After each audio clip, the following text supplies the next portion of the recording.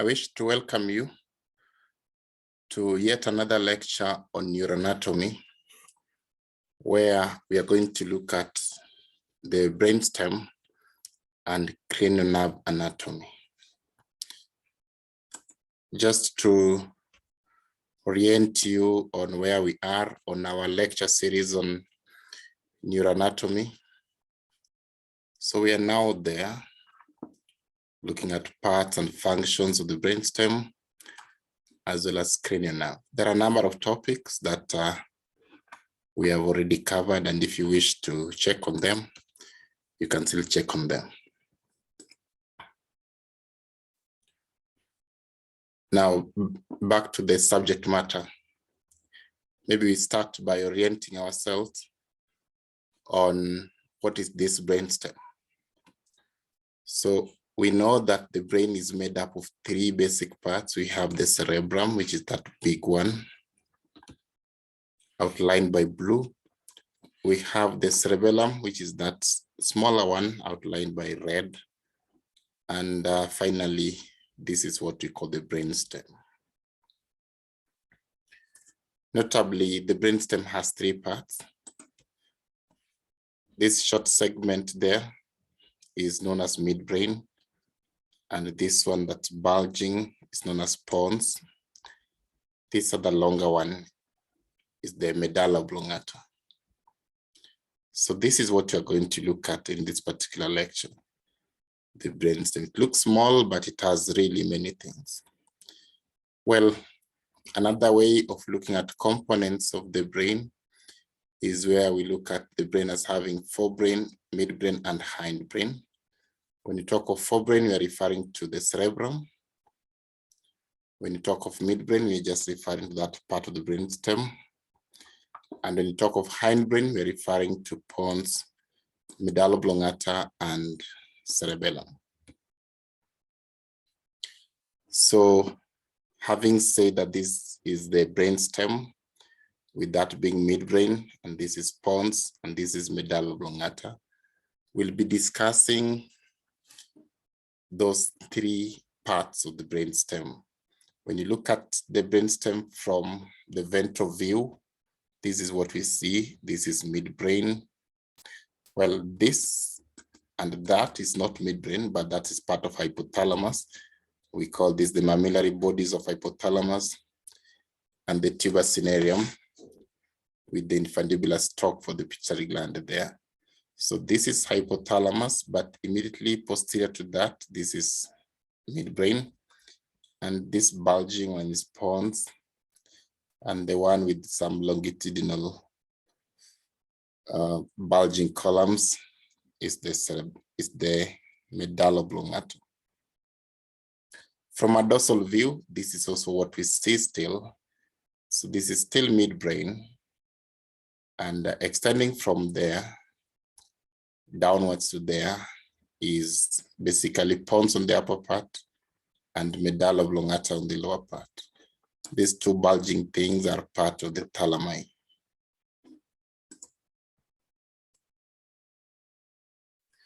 What are our specific agenda for this lecture? First, we'll begin by stating the key functions of the brainstem. After that, we will describe both the external as well as internal features of each part of the brainstem. So we look at external and internal features of midbrain. Then we'll do the same for pons, and we'll do the same for medulla oblongata. Then we'll describe the arterial blood supply to the brainstem. The other agenda will be a slightly longer one, where we are going to name the cranial nerves in order, and we'll set the distribution and function for each of the cranial nerves. And then we look at the effects of injury for majority of them. Lastly, we'll talk about the nuclei related to these cranial nerves, and we'll classify them according to their functional category. That is really a long agenda if you really know the depth of that matter. And so for the sake of delivery, it's easier to divide this lecture into two so that we don't spend a lot of screen time. So the first part, I will focus on the first three agenda: functions of the brainstem, external features of the brainstem, and internal features of the brainstem, and blood supply. Those are the three that I'll focus on in this particular lecture. Then a second part, we'll now look at cranial nerves in great detail. So let's address the first agenda, which is just to state or explain the key functions of the brainstem. We can really not list all the functions of the brainstem, but I'll highlight major ones. Some will not be highlighted here, but will come as part of this discussion where we talk about specific function of specific structures in the brainstem that will extend to be basically functions of the brainstem as well. So we can say that the brainstem connects the spinal cord to the rest of the brain, because we see when the spinal cord comes from down, it continues with the medulla oblongata and go to the rest of the brain. So the spinal cord connects, the brainstem connects the spinal cord to the rest of the brain. It indeed connects the spinal cord to the cerebellum through some axonal fibers. It also connects the spinal cord to the cerebrum, again through various axonal fibers. But it also connects the cerebellum to the cerebrum, again, of course, through axonal fibers. So it has a connection role. Apart from connection, the brainstem houses some vital centers within it. There's a region that controls the cardiovascular system. In particular, there's a region that controls the functioning of the heart. Housed in the brainstem, there's a region that controls breathing. It's also housed in the brainstem, and there's a region that controls the blood pressure, which you call the vasomotor center. These are vital centers, very key for survival. They're housed in the brainstem, what we call brainstem reticular formation. Other than that, the brainstem mediates a number of reflexes. Visual reflex is when you turn your neck or head towards the direction of sudden light. It is mediated from the midbrain. Pupillary light reflex is different from visual reflex. Pupillary light reflex is where if light is shown in your eyes, your pupils constrict.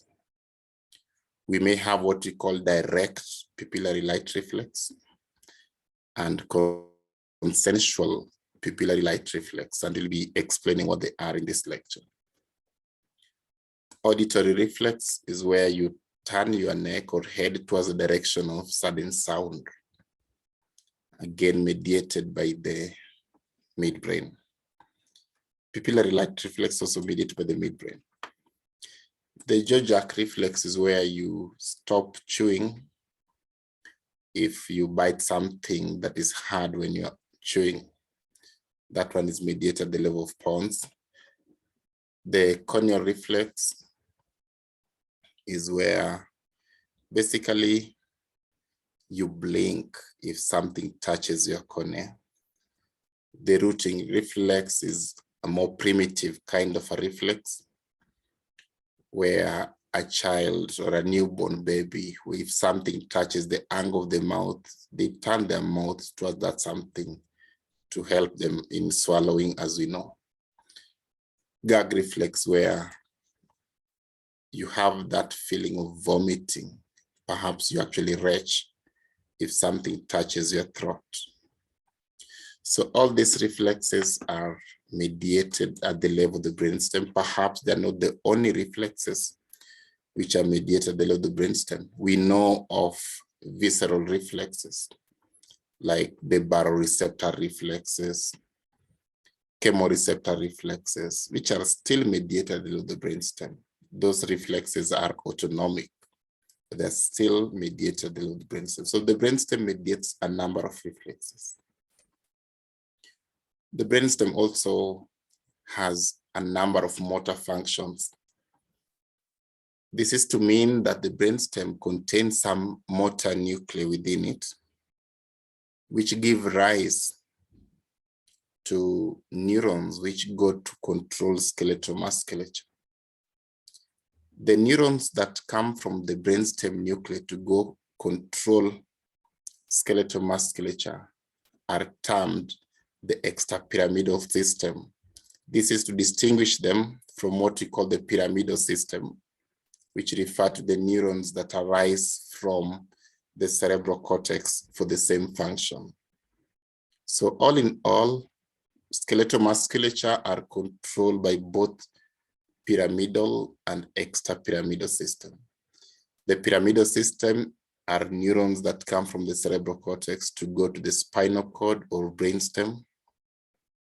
The extrapyramidal system are neurons that arise from the brainstem in particular and go to spinal cord and or some parts of the brainstem still.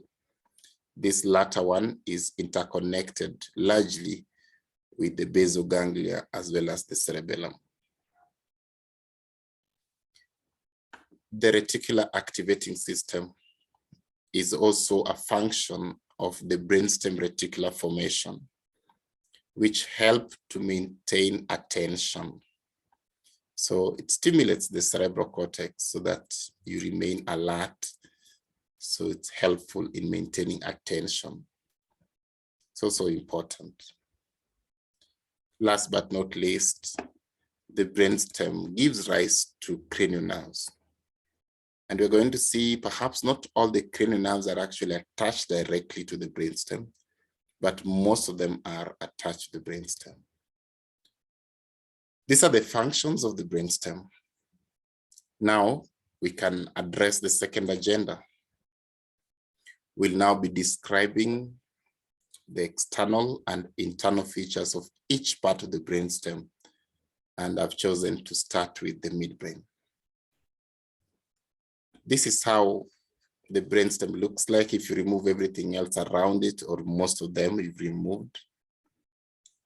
The first image shows us brainstem in a ventral view so that we see the ventral midbrain there.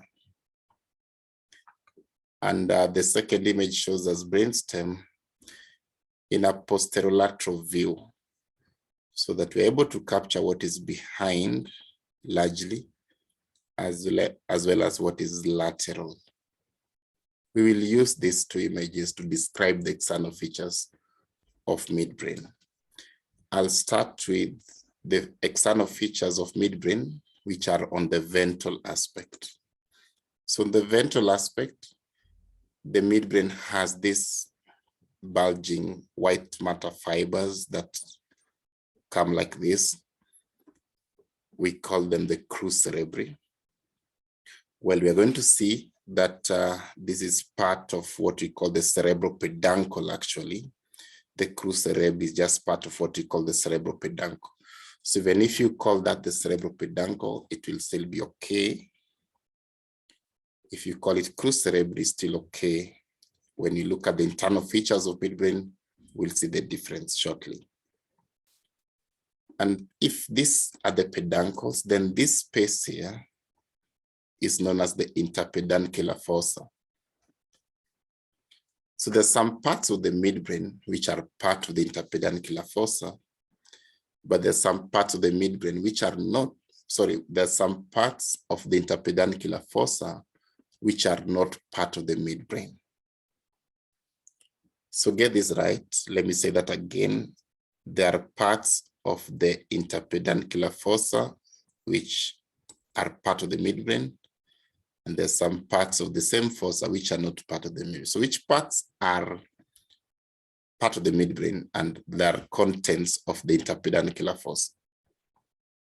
If this the interpeduncular fossa bounded by optic chiasma anteriorly, optic tract anterolaterally, the cerebral peduncles posterolaterally and base of Pons posteriorly. This is the interpeduncular fossa. The contents are tuber cinereum of hypothalamus, mammillary bodies of hypothalamus. So those are not part of the midbrain. But now the parts of the midbrain are these ones. This one, posterior perforated substance, where blood vessels enter from the posterior cerebral artery. We have central arteries entering through there. We call them the posteromedial group of central arteries. They enter through there. They're the ones that make those perforations. Don't confuse posterior perforated substance with anterior perforated substance, which is just behind the division of the olfactory tract. All right, so apart from posterior perforated substance, we have this one, the oculomotor nerve. This is the oculomotor nerve. Okay, that's the posterior perforated substance, and that's the oculomotor nerve coming out. Remember, the oculomotor nerve is the third cranial nerve. So those are the key things we see on the ventral midbrain. Crus cerebri or cerebropeduncle, interpeduncular fossa, posterior perforated substance within the fossa, and oculomotor nerve within the fossa as well. How about on the dorsal aspect? What do we see? And perhaps we can call that dorsolateral. So on the dorsal aspect, we see these four swellings. We call them the quadrigeminal bodies or corpora quadrigemini. The quadrigeminal bodies consist of what we call the superior colliculi, these two, and the inferior colliculi, these two. Those are quadrigeminal bodies. Don't confuse with this one, which is the pineal body, just above the superior colliculi, and it's a midline structure, so it's only one. The quadrigeminal bodies are paired swellings, basically. So superior colliculi and inferior colliculi. From the colliculi, we have some ridges that extend to the geniculate bodies of the thalamus. We call them the brachia. So this one here, superior colliculus, has that ridge that go to the lateral geniculate body of the thalamus. That one, that ridge there, is called the superior brachium. So that will be on the lateral aspect of the midbrain or dorsolateral aspect of the midbrain. Similarly, from the inferior colliculus, we have a bulge that connects it to the medial geniculate body, and we call that the inferior brachium. So this is inferior brachium from the inferior colliculus to the medial geniculate body. This is superior brachium from the superior colliculus to the lateral geniculate body, or maybe the other way around, from the lateral geniculate body to the superior colliculus. We also note that just behind the inferior colliculi, just behind or just below the inferior colliculi, we see the trochlear nerves coming out. That really makes the trochlear nerve a unique cranial nerve. We see that it's arising from the dorsal aspect of the brainstem. The other nerves usually come out from the ventral aspect, but this one comes out from the dorsal aspect. So that makes it unique. Well, so these are the structures that we note on the dorsal or dorsolateral aspect of the midbrain. There'll be a groove there, the dorsal sulcus separating the right from the left colliculi. It's a dorsal median sulcus. This one here from there, extending that way, is part of the cerebropeduncle that we've already talked about because we talked about it from the ventral aspect. But yes, it's a big thing, so it extends up to there. So those are the external features of midbrain. Now we want to do the internal features of midbrain. If you take a cross-section through midbrain, what do we see? The internal features of midbrain can be divided this way. So we have this region here that contain the quadrigeminal bodies. So we can call it the quadrigeminal plate. Conventionally, it is called the tegmentum, but we can also call the tectal plate. So that one is the quadrigeminal plate, or the tegmentum, or the tectal plate. That region that contains the quadrigeminal bodies. And you note that because of the presence of this cavity, which is the cerebral aqueduct, which help us to define the two regions that I'm talking about. So the region dorsal to that is the quadrigeminal plate, and the region ventral to that has another name that I'm giving you shortly. But you can see there, it's called the cerebropeduncle that we've already just talked about. So you can divide the midbrain into those two, the tegmentum and the cerebropeduncle. The junction in the two is that one, the cerebral aqueduct. So the cerebral aqueduct is a channel of CSF that connects the third ventricle to the fourth ventricle. When it's passing through midbrain, it's a narrow channel. An aqueduct is a narrow channel. Just around the cerebral aqueduct is some gray matter. We call that the periaqueductal gray matter, because the gray matter around the cerebral aqueduct, so we call it periaqueductal gray matter. So that is the cerebral aqueduct, and that is the periaqueductal gray matter. That help us separate the midbrain into tegmentum and cerebropeduncle. Now, within what we are calling cerebropeduncle, what do we have? We have this region from there going that way, which we call the tegmentum of midbrain, because midbrain is known as mesencephalon. So this is the mesencephalic tegmentum, or midbrain tegmentum. That is that region ventral to the aqueduct up to that black strip. That is the tegmentum of midbrain. Ventral to that, we have the black strip, which we call the substantia nigra. And ventral to that, we have this white matter that we call the crus cerebri. So this is crus cerebri.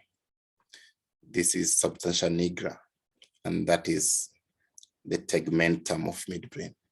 These three constitute the cerebropeduncle. And so we see that we have the right and the left one, cerebropeduncle. And so in between them is that depression, which from the external feature, we call the interpeduncular fossa. So this is the interpeduncular fossa, because these are the peduncles. Now you understand why from external view, whatever was in front, I gave it the name crus cerebri in reference to this, or the name cerebropeduncle in reference to that. All will apply. So this is the basic structure of the midbrain in cross-section. What I want you to really get is that when you talk of cerebropeduncle, we are referring to the whole thing up to there. But when we talk of crus cerebri, we're just referring to that one.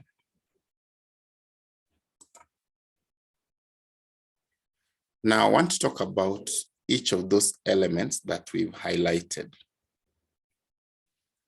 We'll start with the quadrigeminal plate, basically the tegmentum. Told you that the quadrigeminal plate, which is also called the corpora quadrigemina, refer to the 4 colliculi which are on the midbrain tegmentum. So this one here, superior colliculi, and these ones inferior colliculi. So there are 4 swellings. That's why we call it quadrigemina. Let's start with the superior colliculi, which are these 2. The superior colliculi are responsible for mediating visual reflexes. Visual reflex, as I told you earlier, is where you turn your head and of course neck then, or is it neck and of course head? Where you turn your neck towards the direction of sudden light. That's a visual reflex. For that reason, the superior colliculi get information from the retina through the optic nerve, optic chiasma, optic tract pathway. That is where it gets its information largely. However, we know that it also receives some fibers from the spinal cord as well as those ones from the visual cortex. But the major afferent is from the optic tract, which enter it through the superior brachium. The efferents from the superior colliculus go to the upper spinal cord, so in particular the cervical spinal cord, as part of what we call the tectospinal tract, which is an extrapyramidal pathway. Well, it will also go to the rest of the brainstem to control the musculature or cranial nerve nuclei in the brainstem, and also to the olivary nucleus in the brainstem, again for motor function still.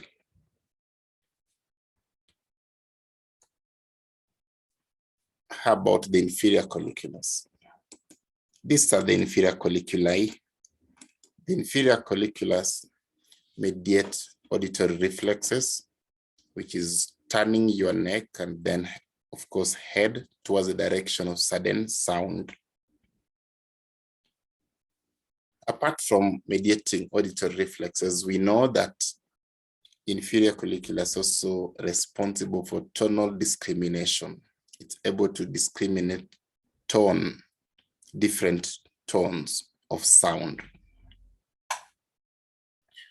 Apart from that, inferior colliculus may also be helpful in sound localization, determining the directionality of sound.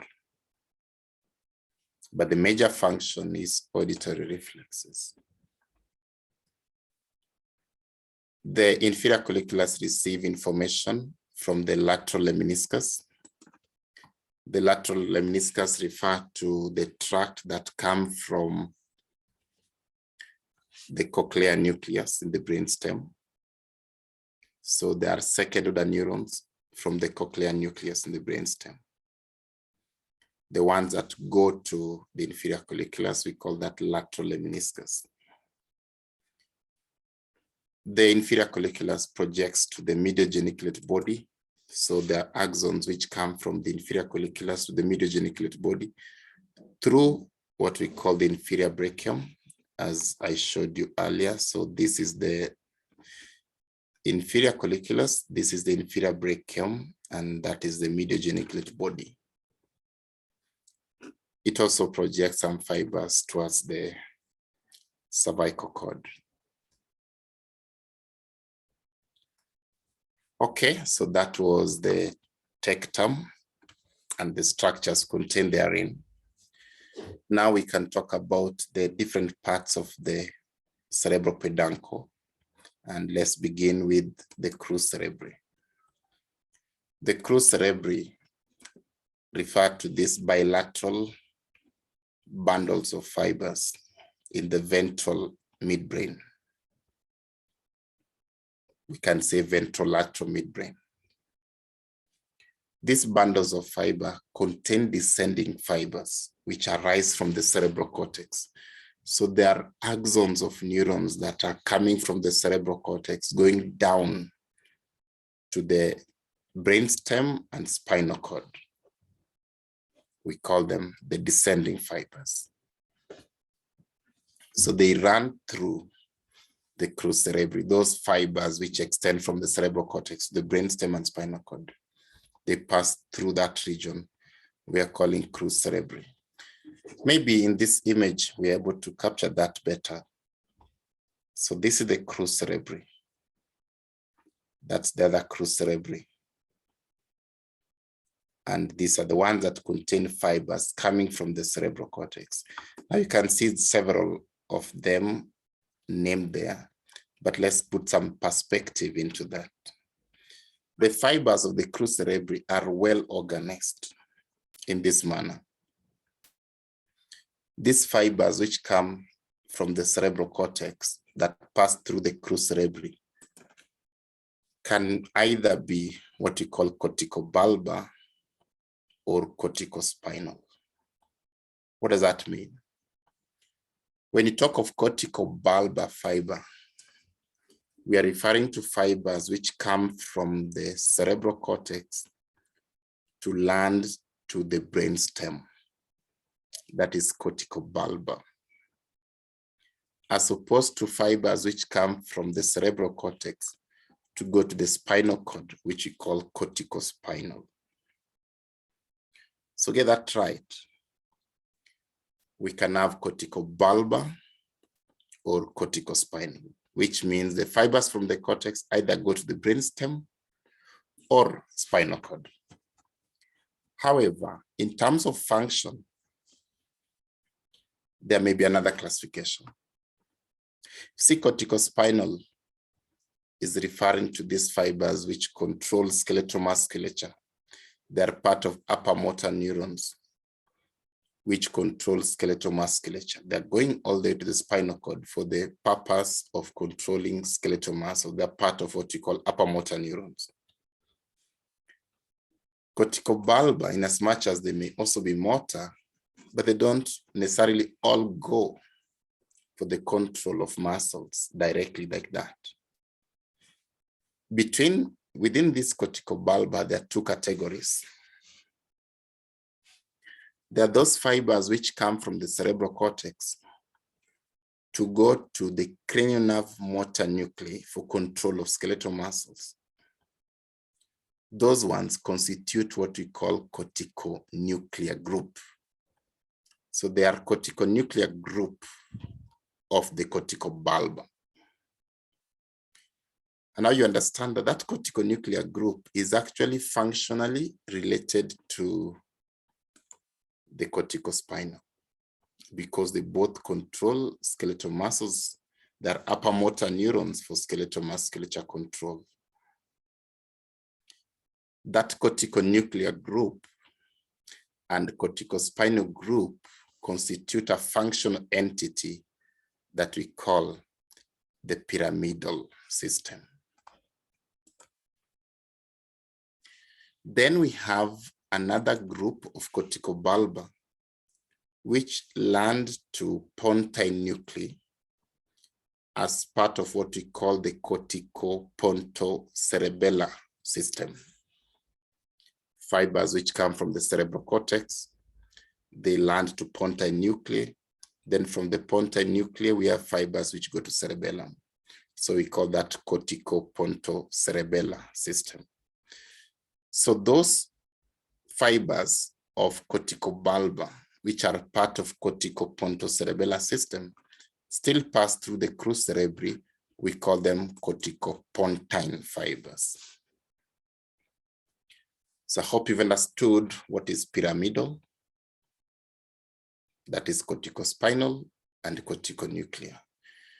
You've also understood what corticobulbar, that refers to corticonuclear and corticopontine. All right, how are those fibers organized here? The pyramidal group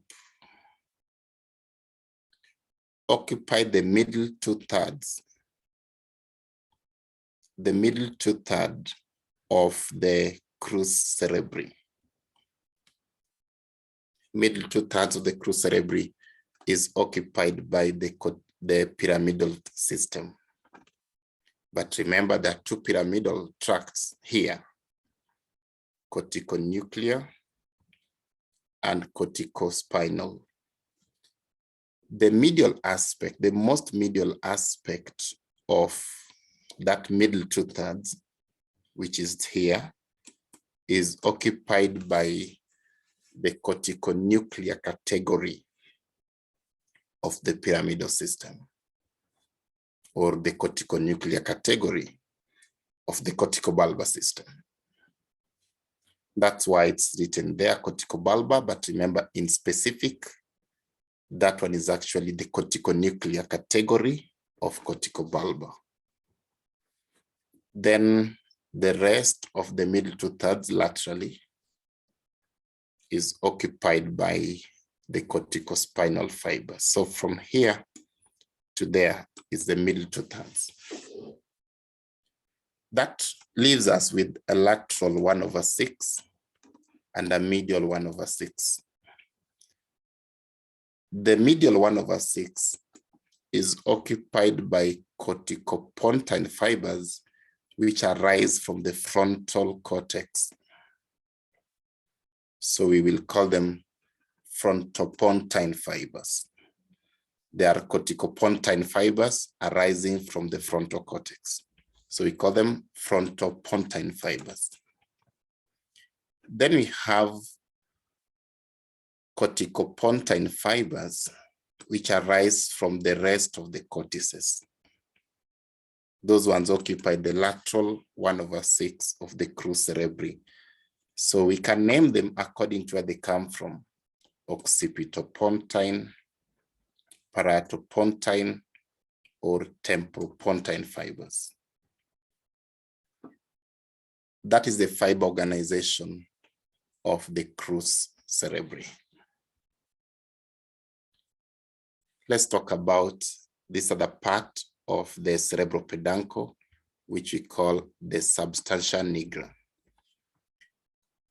It means the black substance. It's a nuclear strip in the dorsal medial aspect of the crus cerebri. So this is crus cerebri, dorsal medial aspect of crus cerebri. We have that nuclear strip, which we call the substantia nigra. It's a nucleus. Now it's not white matter, it's gray matter. This substantia nigra is actually dark like that, even on fresh specimen. And that's why it's called substantia nigra. It has two parts.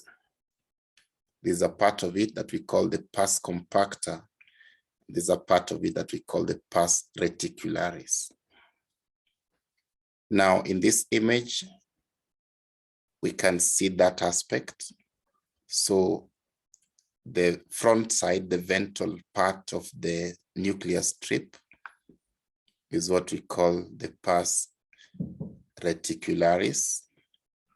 And the dorsal aspect of the nuclear strip is what we call the pars compacta. Those are the two major parts of the substantia nigra, although some authorities add that small tiny part, which we call the pars lateralis. I'll only talk about these two. The pars compacta, which is this one here, contain dopaminergic neurons. Their cell bodies are here. Those neurons come from there to go to the neostriatum. The neostriatum refers to the caudate nucleus and the putamen, which are part of the basal ganglia. The striatum is a basal ganglion, but we have neostriatum and paleostriatum. Paleostriatum refers to the globus pallidum of the basal ganglia. Then caudate and putamen nuclei are part of the neostriatum. So the neurons whose cell bodies are here contain dopamine as a neurotransmitter, and they go all the way to the basal ganglia.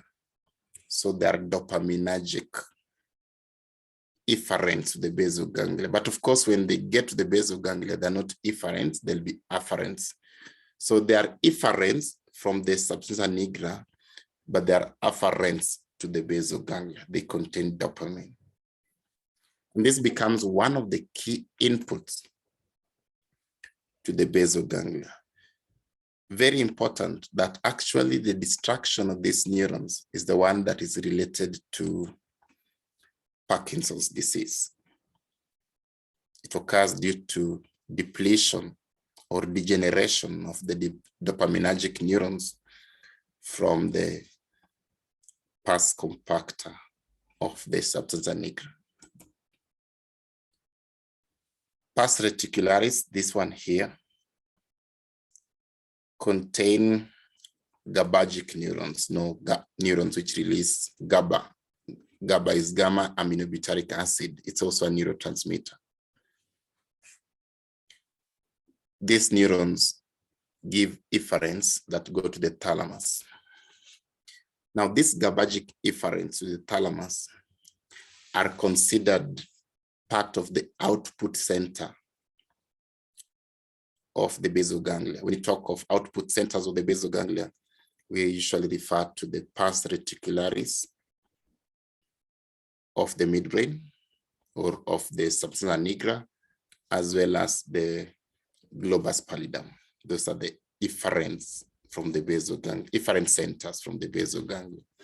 So pars reticularis is like an efferent. Well, it also projects to the tegmentum of midbrain as well, apart from projecting to thalamus. Okay, that was substantia nigra.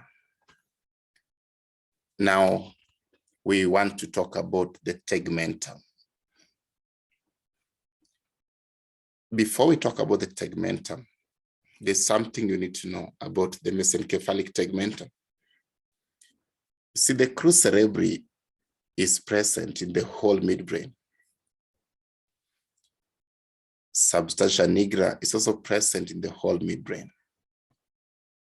whichever level we look at it.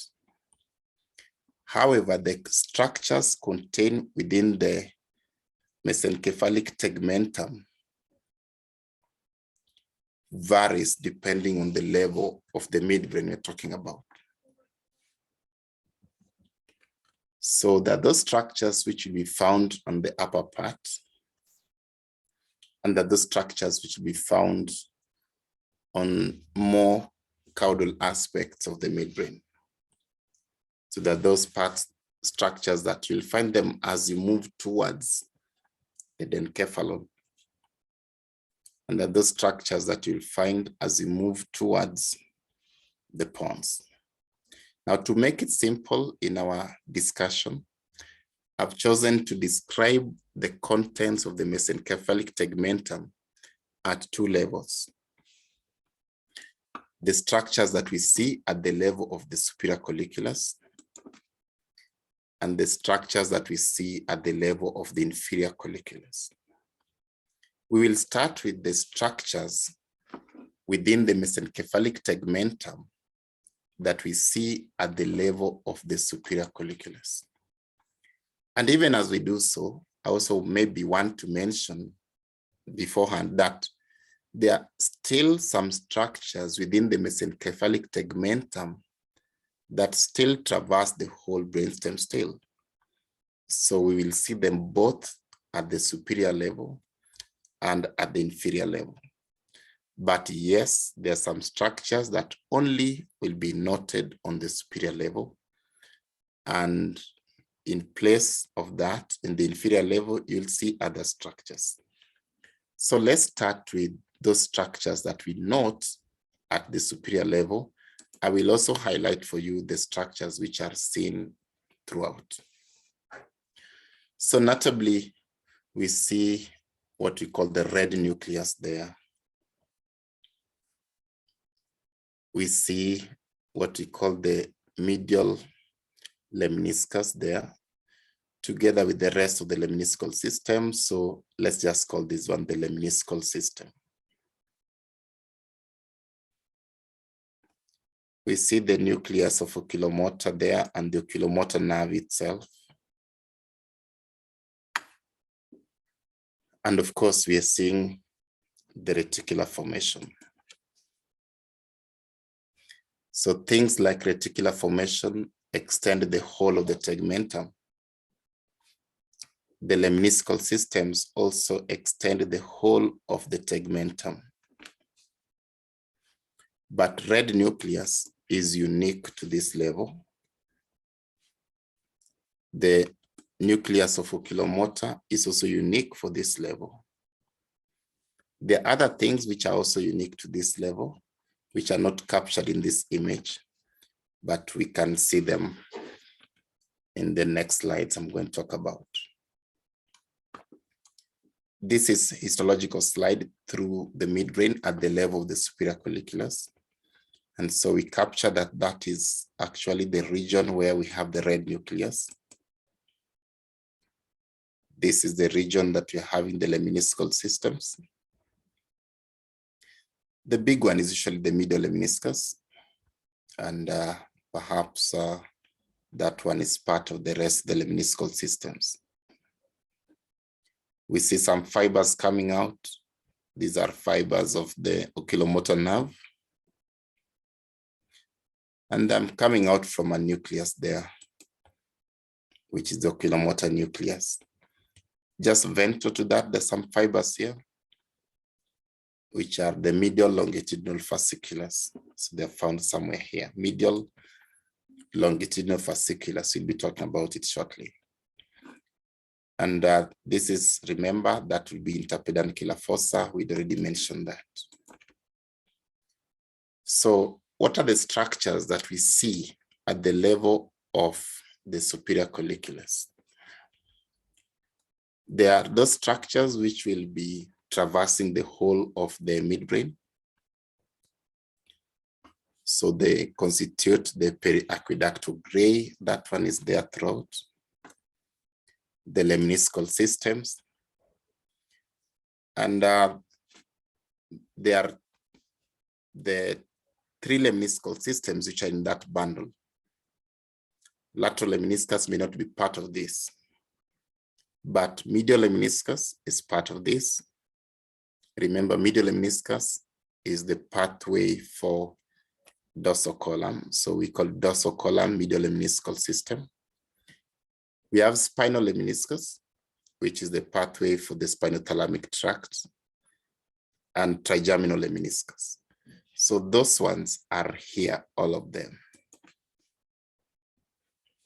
From previous lectures, you've understood that a lemniscal system is a compressed fiber tract.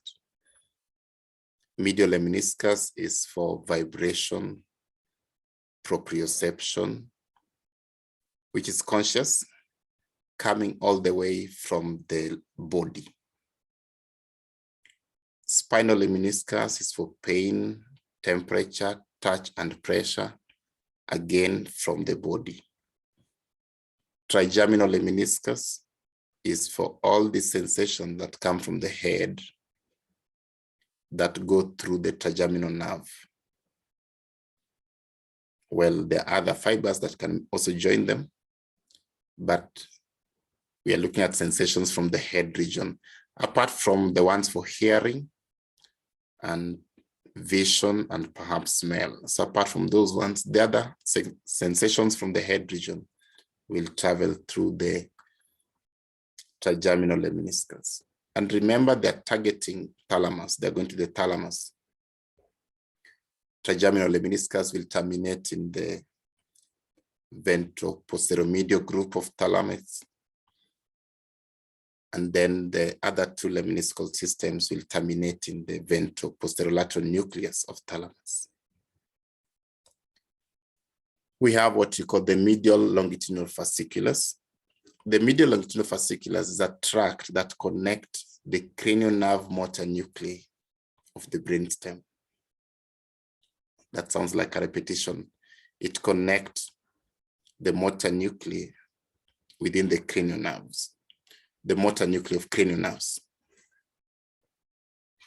Remember, cranial nerves are in the brainstem.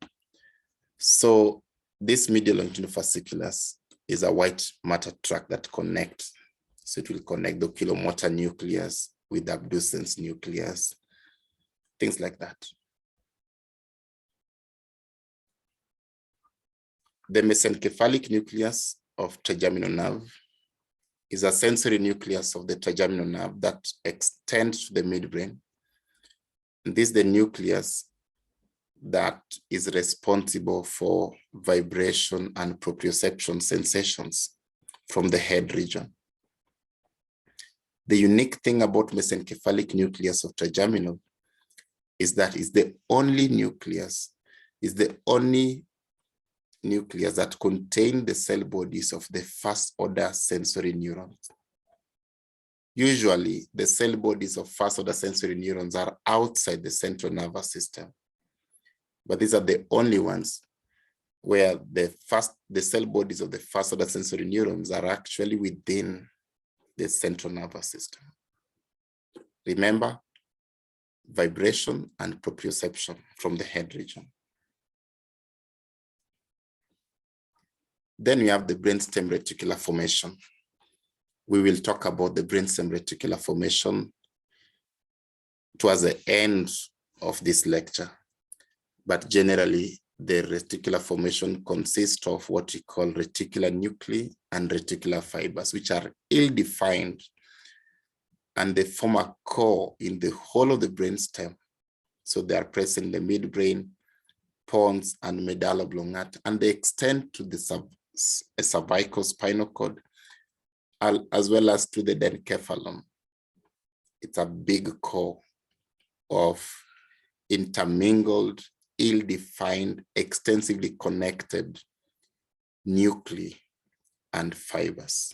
We call them reticular nuclei and reticular fibers. And it's very extensive.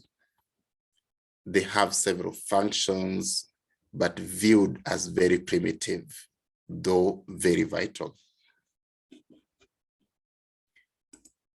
Okay, so all these are still within the tegmentum of midbrain, and they traverse the whole of the midbrain tegmentum, which means they're on the upper part as well as lower parts. How about now what is unique to the level of the superior colliculi? So basically that would mean the upper midbrain. We have what we call the pretector nucleus. We'll talk about it shortly. We have the motor nucleus of oculomotor. The motor nucleus of oculomotor is the one that gives rise to the oculomotor nerve. We have the Edinger-Westphal nucleus, also a nucleus of oculomotor. This one gives you the parasympathetic fibers of oculomotor. See, the other one will give you the general somatic fibers of oculomotor, the ones that go to skeletal muscles that move the eye. Edinger-Westphal goes to the smooth muscles. The fibers go to the smooth muscles in the eye, the one that control the ciliary body and the ones that control the iris. Those are parasympathetic fibers. They are autonomic, targeting smooth muscles. The oculomotor nerve itself coming out is a unique thing of the upper midbrain. The red nucleus is also a nucleus unique in the midbrain. We'll talk about it. Let's start with that one, the red nucleus. So in this region, we see that is the red nucleus. That core is the reticular formation. This is the lemniscal system. That's the oculomotor nucleus, and this is the oculomotor nerve coming out. The red nucleus is an ovoid nucleus, usually containing things with iron. That is still red nucleus there. It is involved in regulation of movements, parameters that it controls, things like force of movement, the velocity of movement, and perhaps directional parameter as well. It helps in execution of learned automated movements. So the neurons which come from the red nucleus will go to the spinal cord as part of what we call the rubrospinal tract. However, the afferents which come to the red nucleus largely come from the cerebellum as part of what we call the cerebellorubral tract. Or if we focus on the particular nucleus in the cerebellum that project the red nucleus, we call it the dentate nucleus. So we can call that one dentatorubral tract. So dentatorubral tract is an afferent to the red nucleus. There are other afferents which are not necessarily dentatorubral, like fastigiorubral. So I prefer just calling that whole thing the cerebellorubral tract. Those fibers enter the red nucleus through what we call the superior cerebellar peduncle. They come from the cerebellum through superior cerebellar peduncle, then the synapse in the red nucleus of midbrain. This is usually for execution of automated movement. So red nucleus will receive from cerebellum, fine, and then will give efferents which go to the spinal cord, rubrospinal tract. There's another nucleus that we mentioned, the pretector nucleus. The pretector nucleus is just in front of the superior colliculus, just in front of the inferior colliculus of the superior colliculus, and slightly anterior to it though. The pretector nucleus is located at the junction between midbrain and the dencephalon itself. So slightly superior to the superior colliculus and ventral to that as well. It receives afferents that come from the optic tract. So the fibers that come from the optic tract land to the pretector nucleus. Well, there are also some fibers which come from the superior colliculus that also land to there, but the major afferents are from the optic tract. Let me show you that one in a better way. So let's follow this one. This is the eye. So this is the retina. When light lands to the retina, that information is carried by optic nerve, which is cranial nerve number 2. So optic nerve relay that information to the optic chiasma. At the optic chiasma, there's some fibers which go to the contralateral side. There's some fibers which retain ipsilaterally within the optic tract. So these are optic tracts. So whichever way, whether right or left optic tract, the information is coming from the eye. That one go, there's most of the fibers of the optic tract land in the lateral geniculate body as part of the visual pathway, most of them. But that's not our subject matter of discussion now. The subject matter of discussion is this, that there's some fibers in the optic tract that land onto the pretectal nucleus. So that happens bilaterally, as we can see. There's some fibers that land to the pretectal nucleus, whether the fibers follow the other optic tract or the ipsilateral one, they still land to the pretectal nucleus. From the pretectal nucleus, we have fibers which project bilaterally. So each pretectal nucleus projects bilaterally to the Edinger-Westphal. Edinger-Westphal is also called the accessory oculomotor nucleus. this nucleus is the one that contains the cell bodies of the preganglionic parasympathetic neurons of the oculomotor nerve. So it gives rise to the preganglionic fibers, which come out and synapse in a ganglion within the orbit, which we call the ciliary ganglion. Then from there, we have the postganglionic parasympathetic fibers, which now go to the smooth muscles in the eye. In this particular case, they're landing onto the muscles of the iris. The muscles of the iris that receive these fibers are the muscles that are circular, the circular muscles of the iris. When they contract, they make the pupil become narrow. So having explained that pathway, what can we say is the function of the protector nucleus? Think about it before I tell you. So you can see that projection, as I've already told you. From the protector nucleus, we have projection to the Edinger-Westphal bilaterally. So I know we already thought about it.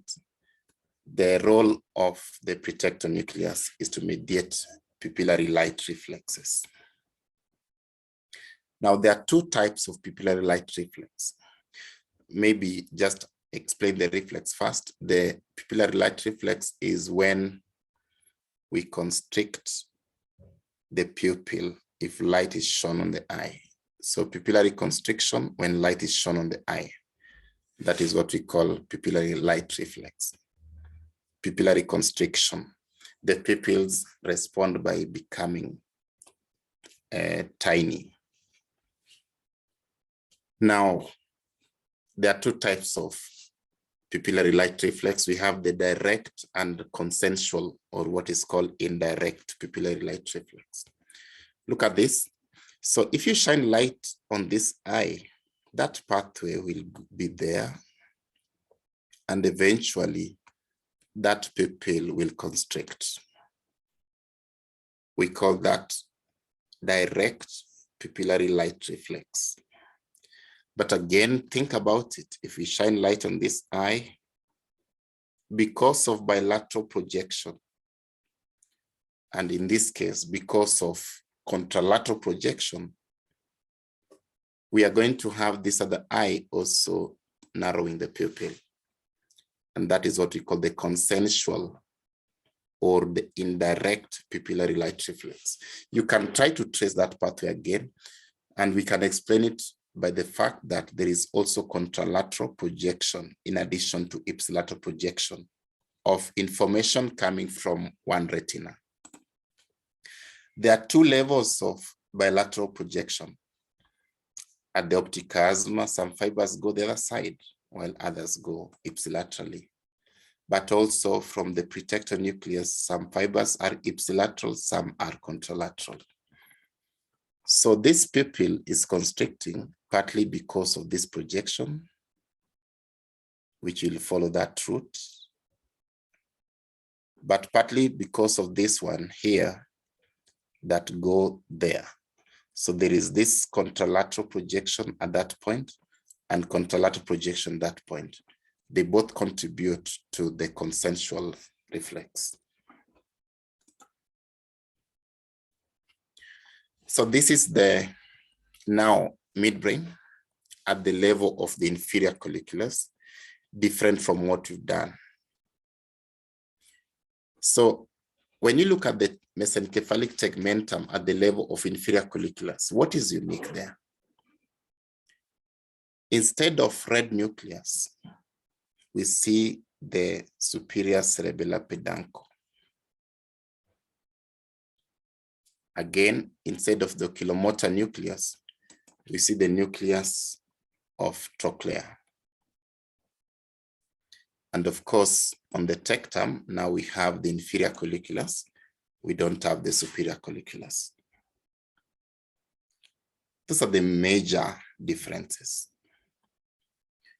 Now, on a histology slide, so that will be the trochlear nucleus. And so that means we'll expect trochlear nerve at this point, maybe, or slightly dorsal, it will be found. Then this one is the superior cerebellar peduncle instead of the red nucleus. And of course, inferiorly, on the tegmentum, we have the inferior colliculus instead of superior colliculus. So what is unique? You see this one, we've already talked about them. They extend the whole of midbrain tegmentum, but what's unique at the level of the lower midbrain, we have the trochlear nucleus, which give rise to the trochlear nerve, the fourth cranial nerve. And of course, we have the trochlear nerve roots themselves. We have decussation of the superior cerebellar peduncle. The superior cerebellar peduncle are fibers which, it contain fibers which go to the cerebellum from midbrain and fibers which come from cerebellum to midbrain. So they're both fibers, afferents and efferents are both found there. The ones which come from midbrain to the cerebellum is largely the ventral spinocerebellar tract. Ventral spinocerebellar tract enter the cerebellum through the superior cerebellar peduncle. So they are there. The ones which come from cerebellum to go to midbrain is largely the one from the dentate nucleus. You can call that the dentatorubral tract. But we also have what we call dentatothalamic tract, from the dentate to the thalamus. So they're all within the superior cerebellar peduncle. Now, as the fibers decussate, they decussate just before those that synapse in the red nucleus do so. And that is why now at this level, we see the decussation. Then at a higher level, we see the red nucleus. Good, let's finish the story of midbrain now by talking about the cranial nerve nuclei, which are found within midbrain. We've already talked about them, but it's okay. We've talked about that those that are sensory and those that are motor. The sensory nucleus, the mesencephalic nucleus of tegmental, which is responsible for vibration and proprioception. And I told you that they're unique. The proprioceptive fibers are basically cell bodies of the first order sensory neurons. Remember, it's proprioception from the head region. Motor nucleus of oculomotor is the one that gives you fibers of oculomotor that control the extraocular muscles. Edinger-Westphal is the nucleus of oculomotor that is also called the accessory oculomotor nucleus, which give you preganglionic parasympathetic fibers of oculomotor going to the eye as well. The trochlear nucleus give you neurons which go to the superior oblique muscle, which is also an extraocular muscle for eye movement. This is how the slides of midbrain look like histologically. The first one is at the level of superior colliculus, most likely. And the second one is at the level of the inferior colliculus, most likely. So you may be given a slide of the midbrain histologically, and we expect that you identify that as midbrain. So first, what will make you think it's midbrain? Look at the overall shape. It looks like a boxer short. That is very outstanding. So if you're given this slide, you'll identify it as midbrain. You may then want to identify a few structures within it. Apart from it being a boxer short, there's some things which are characteristic about it. Your ability to identify that region, the cerebral aqueduct with the periaqueductal gray, is very important for you to know that this is midbrain, because there's no other part of the CNS with that kind of anatomy. Also, your ability to identify this structure here, this substantia nigra, is very important. Again, it is only present in the midbrain. And of course, ventrolateral to that, we have this fiber bundle, again, very unique to midbrain. That is the crus cerebri. So let's name a few. A is the crus cerebri. B will be substantia nigra. C will be the decussation of the superior cerebellar peduncle if this is taken at the lower midbrain. But if it's taken at the upper midbrain, it will be the red nucleus. How about D? This represents the lemniscal systems. Medial, spinal, and trigeminal, but predominantly the medial one is a big one.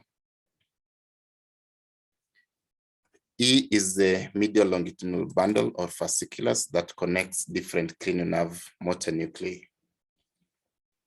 So this one will be the trochlear nerve nucleus if we are in the lower midbrain, or oculomotor nucleus if you're in the upper midbrain. And then G would be the colliculus, either superior or inferior, depending on where we are. This is the periaqueductal gray matter.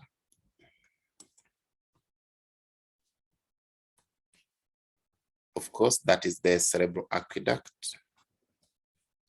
And the whole of this region is the mesencephalic tegmentum. That one particularly would be the region containing the brainstem reticular formation. Great. One last thing before I move from midbrain. So I've given you options here, telling you it could be or, but definitely this slide was taken from a particular region. So think about it. Is it actually the upper midbrain or the lower midbrain? All right. Good, that was midbrain. Now we can look at Pons. So our next agenda is pontine anatomy. Again, as we've done, we look at external and internal features. We start with the external features. So this is Pons. From external perspective, we see the ventral pons here, which is usually bulging. So that bulge is the bulge of what you call the basal pons.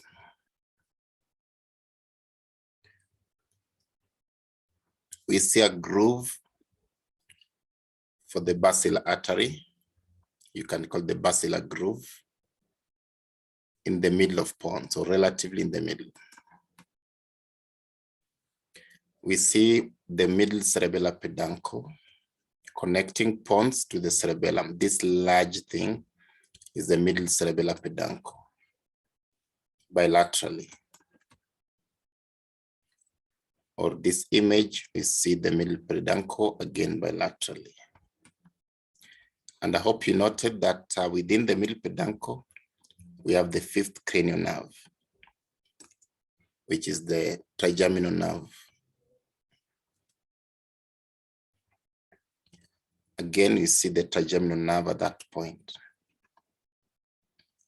And just between the pons and the cerebellum, we see the seventh nerve, facial nerve, and the eighth nerve, vestibulocochlear. That is what we call the cerebellopontine angle. And this one here, between Pons and medulla oblongata, pontomedullary junction, that's where we have this one, the abducens nerve at that point.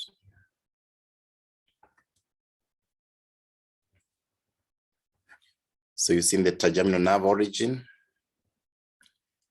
and you've seen the pontomedullary sulcus, that one. So near here, we find the abducens nerve, and if you extend that sulcus towards the cerebellopontine angle, you find those two nerves there, seventh and the eighth nerve. Beyond that downwards, we'll have the ninth 10th and 11th cranial nerves. This is cranial accessory, that's spinal accessory, but remember these are part of medulla now. So let's skip to pons. Basal pons, basilar groove, trigeminal nerve, middle cerebellar peduncle, pontomedullary sulcus with the contents. If you look at pons from the dorsal aspect of pons is basically the floor of the fourth ventricle. Because the floor of the fourth ventricle, there's some bulges which are there. Before that bulge, there's that median sulcus that extends the whole of the dorsum of pons as well as upper medulla. On either side of that sulcus, we have a bulge. This bulge here is known as the medial eminence. The medial eminence represents the motor column of the brainstem. This is where the motor nuclei, the somatic motor nuclei are actually found. Okay, they don't have to be somatic, but the motor nuclei, whether somatic or visceral motor, they are found within this column. So we call the motor column of the brainstem. In particular, slightly down there, we see that big bulge within the medial eminence. We call that facial colliculus. Facial colliculus represents the bulge of the abducens nerve nucleus, the abducens nucleus, and the facial nerve fibers. So the facial nerve fibers turn around over the abducens nucleus to give us that bulge, which we call the facial colliculus. It is formed by two things: abducens nucleus and facial nerve fibers. We call it facial colliculus. Sulcus limitans is the junction between the medial eminence and the sensory column. So this is the sulcus limitans, the junction between motor and sensory column. So external to that, we have what you call the vestibular area, which is now part of the sensory column within pons, vestibular area. And then we have stria medullaris. This is the stria medullaris. The stria medullaris is considered the junction between pons and medulla oblongata. So this is part of medulla oblongata, but this is part of pons, and that is the stria medullaris, the junction in the two. So the dorsal pons will have those ones: the sulcus, medial eminence with facial colliculus in it, sulcus limitans, and vestibular area. This is the dorsal pons. This one shows the peduncles which have been cut.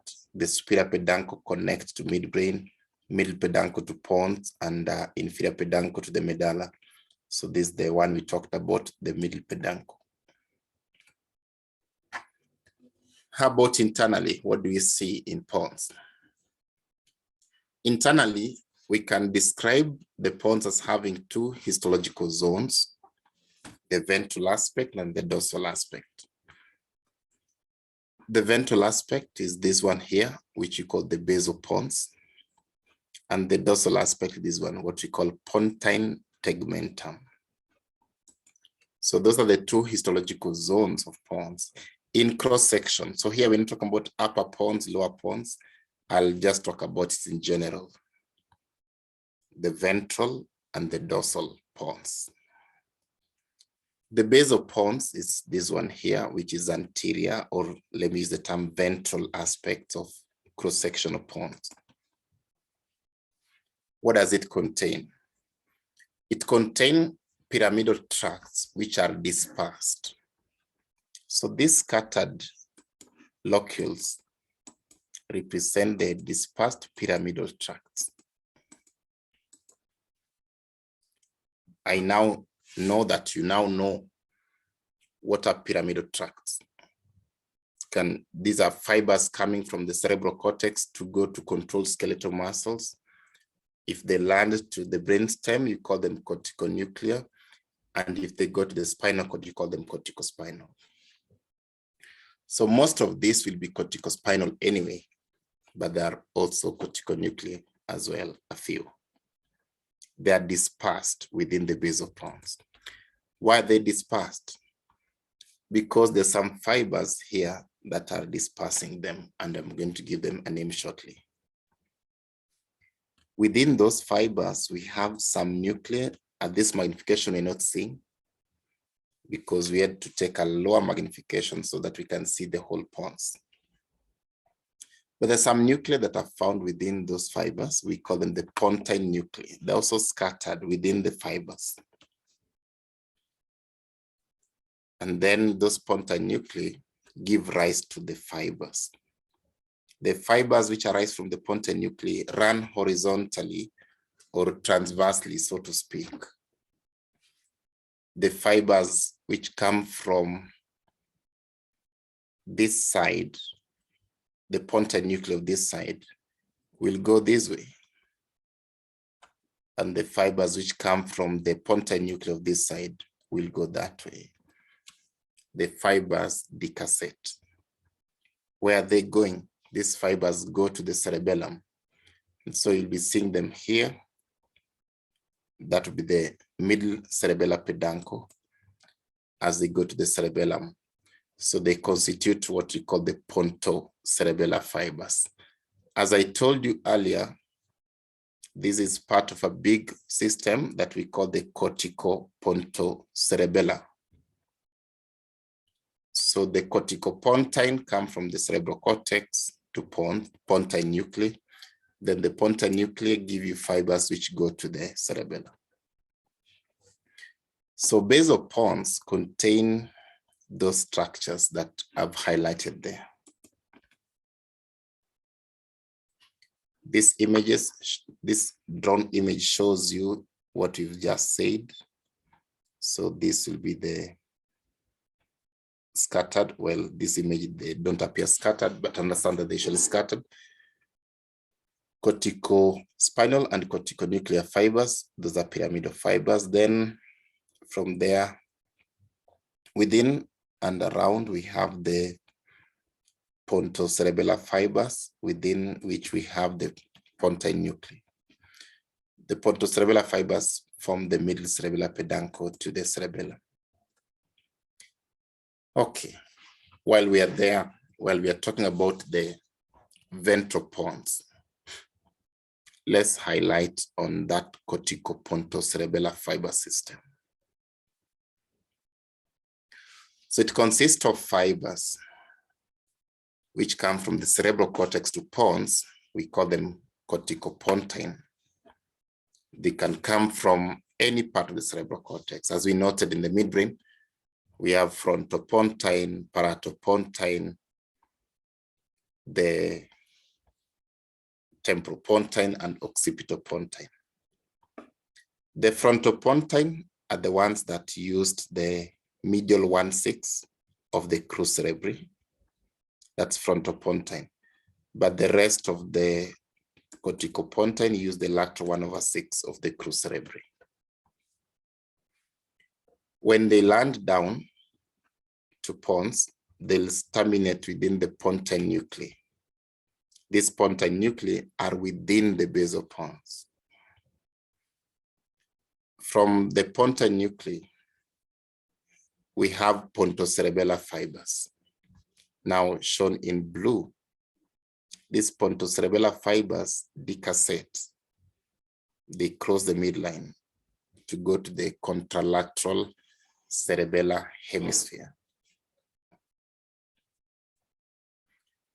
So these are the pontocerebellar fibers. And so when they cross and enter cerebellum, they enter through the middle cerebellar peduncle. They will terminate in the cerebellar cortex as part of what we call the Mossi fiber system. Now, just to tell you, the type of afferents that go to the cerebellum can be grouped into two. There are those that we call climbing fibers, and there are those that we call the mossy fiber system. Climbing fibers are the fibers which come from the olivary nucleus to the cerebellum. When you look at cerebellum, you'll understand why they're called climbing. The mossy fibers are any other fiber type. Usually these fibers will terminate in a histological zone within the cerebellar cortex that we call the granular layer before they go to a layer that we call the molecular layer. So they're part of the mossy fiber system. Okay. Now we can talk about the pontine tegmentum. Pontine tegmentum is the zone. So just before you go to pontine tegmentum, I hope you've noted that basal pons, there are some 4 things we talked about, and we can group that into two: the corticopontocerebellar fiber system and the pyramidal system. We already talked about the pyramidal system, that's why I didn't highlight on it much. Okay, now let's talk about the pontine tegmentum. The pontine tegmentum is this region here. It's relatively compact zone adjacent to the 4th ventricle. So this is the 4th ventricular space. And so this region here is the pontine tegmentum. The pontine tegmentum is continuous with the mesencephalic tegmentum, while the basal pons is continuous with the crus cerebri of midbrain. Now, the pontine tegmentum contains many things. Cranial nerve motor nuclei are found there. Brainstem reticular formation. The lemniscal systems, name them, they're all found here. So remember the lemniscal systems, because they're in the mesencephalic tegmentum, they're also found in the pontine tegmentum. Brainstem reticular formation was on the mesencephalic tegmentum, they're also found in the pontine tegmentum. Then cranial nerve nuclei were found in the mesencephalic tegmentum, they're also found in the pontine tegmentum. This is just a continuation of the mesencephalic tegmentum. But of course, the things which are found in the pontine tegmentum are not all similar with the things which are found in the mesencephalic tegmentum. Just like even the mesencephalon, the things which are found in the upper midbrain are different from the ones found in the lower midbrain. So what do you find in the pontine tegmentum really? This image shows you the cranial nerve motor nuclei. So you can see the nucleus of facial, the nucleus of abducens, we can see that. The cochlear nucleus, the vestibular nucleus, the nuclei of trigeminal, you can see them there. We also see some fiber tracts, medial longitudinal fasciculus, spinothalamic pathway, so that would be the spinal lemniscus, medial lemniscus. Reticular formation is also present in the tegmentum. Importantly, note how the facial colliculus is formed. So facial nucleus is slightly deeper. The fibers that come from under the abducens nucleus is slightly superficial near the 4th ventricle. The fibers of facial arc like that. So because of that arcing, it gives you that bulge on the medial eminence, which we call the facial colliculus. So facial colliculus is formed by abducens nucleus and facial fibers. So facial fibers arcing over abducens nucleus. Don't confuse the pontine tegmentum with the basal pons, which contain pontine nuclei and as part of the corticopontocerebellar fiber system and the pyramidal system. This other image also capture for you the contents of the basal pons and the contents of the pontine tegmentum. In particular, within the pontine tegmentum, we see something called the trapezoid body there. The trapezoid body represents the decussation from the cochlear nuclei, extending from the medulla oblongata to the pons. It's actually at the pontomedullary junction.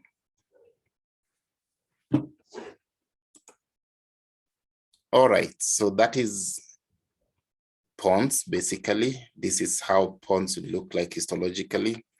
So how would you pick that? From the dorsal aspect, you're able to see that fourth ventricular space, which is also unique to it. It gives you the appearance of an open book on the floor there. And then compact zone dorsally, and that appearance ventrally. And of course, those lateral masses which go to the cerebellum. So which cranial nerve nuclei are found within pons? The sensory ones would be these ones. We have the chief sensory nucleus of trigeminal. You can call it the main sensory nucleus of trigeminal or the principal sensory nucleus of trigeminal. This nucleus is responsible for touch sensation. So contain the cell bodies of the secondary neurons for touch from the head region. The cochlear nucleus is where the cochlear nerve terminates. So this is part of the pathway of hearing. From the cochlear nucleus, you have multiple efferents, including the ones that form the lateral lemniscus. So usually those ones will decussate and climb as lateral lemniscus. Vestibular nuclear complex is also present there. There are multiple nuclei, about 5, so we call them vestibular nuclear complex. Usually the cochlear and vestibular nuclei are found at the junction between pons and medulla, pontomedullary junction. So when you read some books,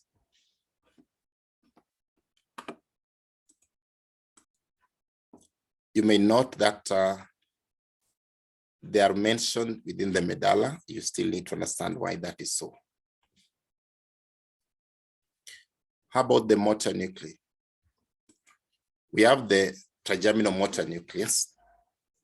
The trigeminal motor nucleus give rise to motor neurons within trigeminal nerve that go to muscles of the first pharyngeal arc.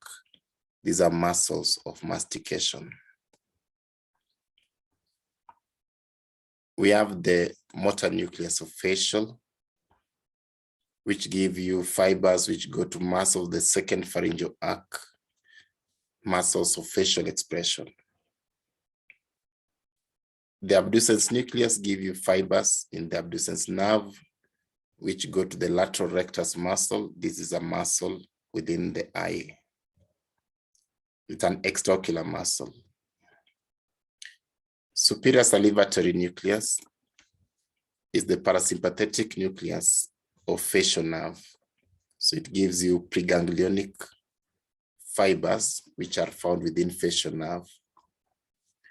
These ones go to the lacrimal gland and also to some salivary gland.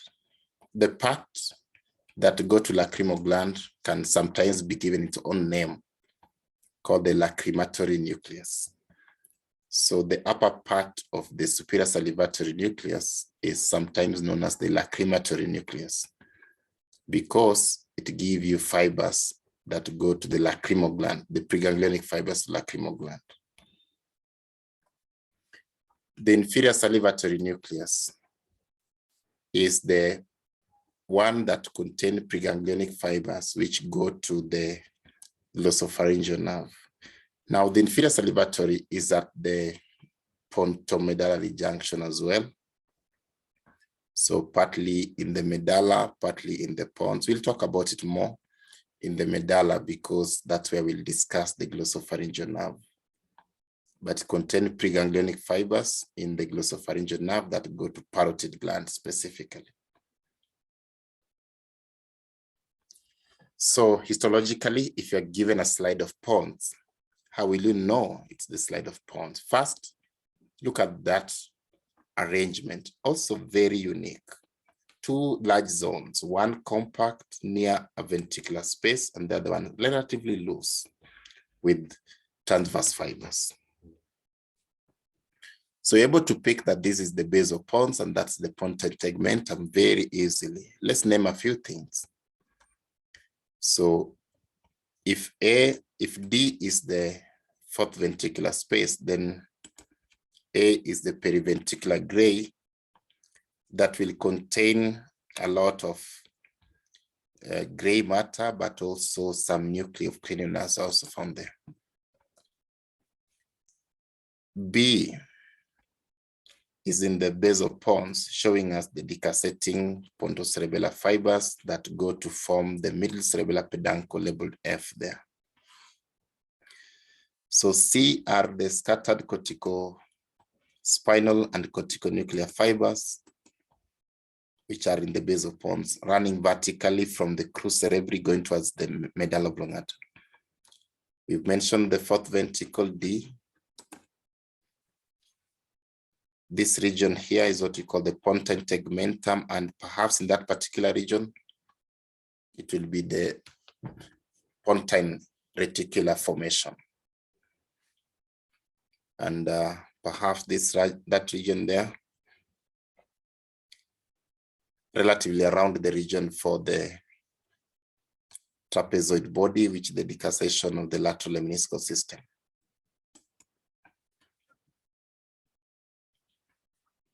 F is the middle cerebellar peduncle, showing us the fibers that come from the pontine nucleus to the cerebellum, merging there as they go to the cerebellum.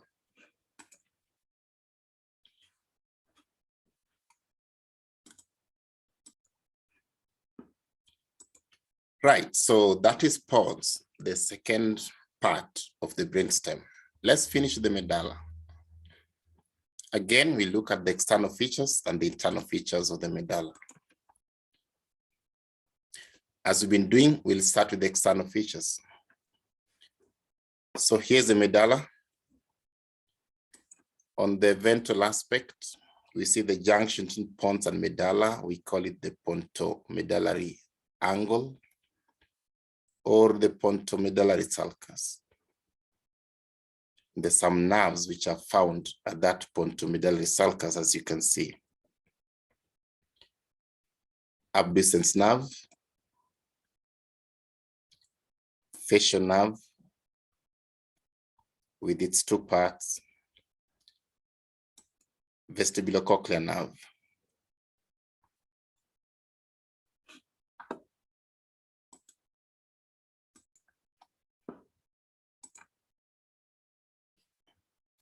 Now look at the middle of the ventral medulla, and we see that sulcus. That's the ventral median sulcus.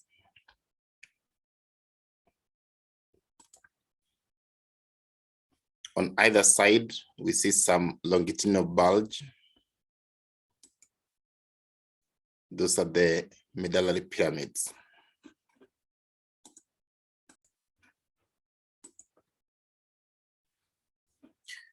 Follow the pyramids down, and you'll notice that the two pyramids appear to be merging relatively at some point. That one is known as the pyramidal decussation. That one is pyramidal decussation, or the major motor decussation. And that marks the junction between the brainstem and the spinal cord. So what we have beyond that is the spinal cord, and from there upwards, that's brainstem. The decussation is part of the brainstem, fine, but beyond the decussation, we have the spinal cord.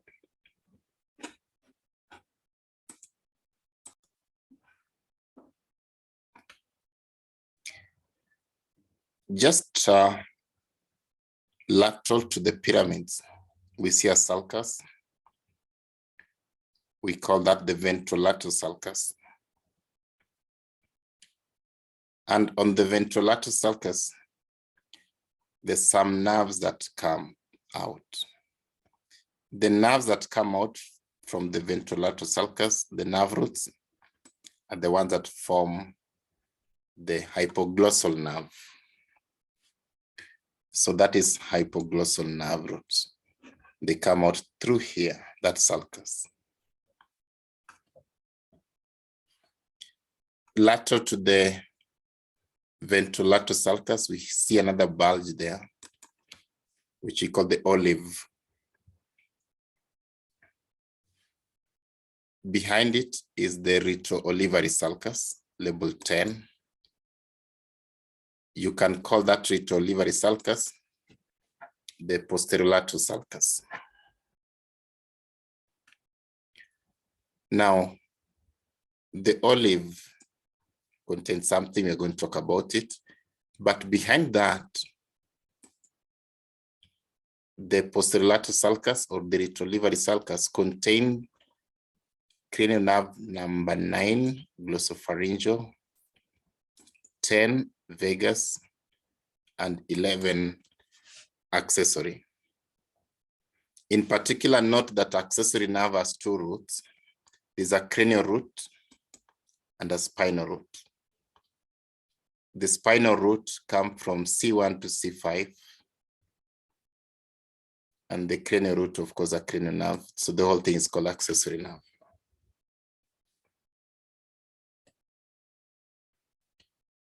We have this region here. Okay, let me use that one, which we call the cerebellopontine angle. That's where we have the origin of facial nerve and vestibulocochlear nerve.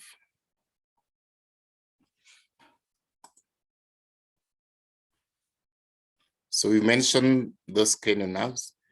Cranial nerve number 6 to 12. We mentioned them. That's number 6, subducens between the pons and the pyramids. 7 and 8, cerebellopontine angle.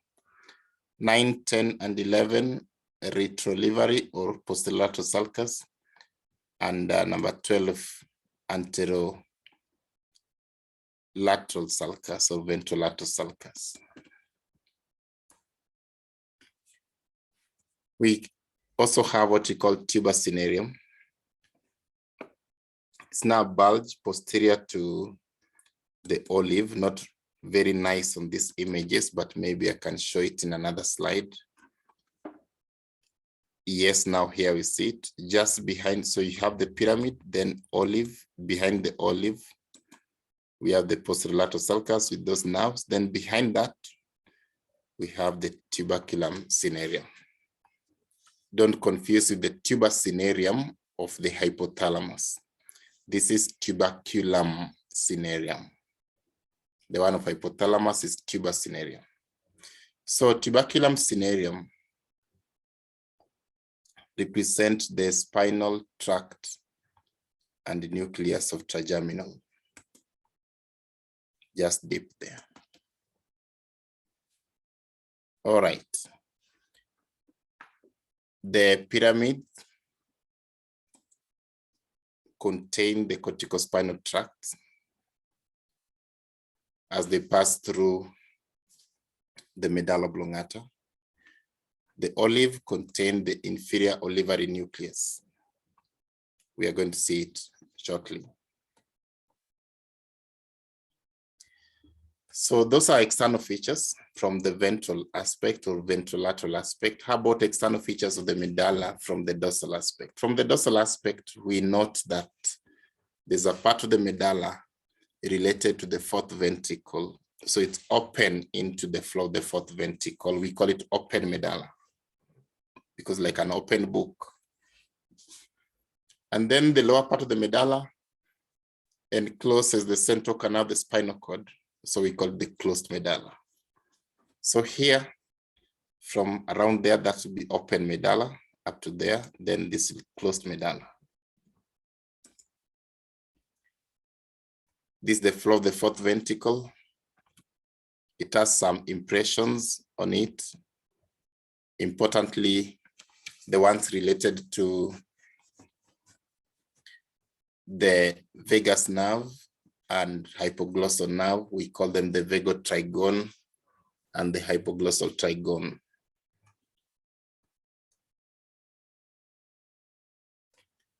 So the vagotrigone is usually up there. Maybe a better image will do that. Sorry, the hypoglossal trigone is the one that's usually up there, then vagotrigone slightly down. We'll see a better image of that. Then we have inferior cerebellar peduncles, which connect the medulla oblongata to the cerebellum. And we have the cuneate tubercles and tracts. We also have the gracile tubercles and tracts. So follow here. This is fasciculus gracilis. Terminate at that region there, tuberculus gracilis, so bilaterally. Lateral to that, this is fasciculus cuneatus, terminating at tuberculus cuneatus, again bilaterally, that and that. So that is dorsal medulla. Maybe this image is better in showing us the fasciculus gracilis and tuberculus gracilis, fasciculus cuneatus and tuberculus cuneatus. Now these are part of the dorsal column pathway, the ascending tract that carry vibration, proprioception from the body. So the first order neurons come and synapse somewhere there to form the medial lemniscal system, which go up. On the floor of the fourth ventricle, we see those two swellings. The one above is hypoglossal trigone that contain the nucleus of hypoglossal, and the vagotrigone that contain the dorsal vagonucleus. Lateral to that is the depression there, which we call the sulcus limitans. This particular region is called the inferior fovea. And lateral to that will be a sensory area, part of the vestibular area.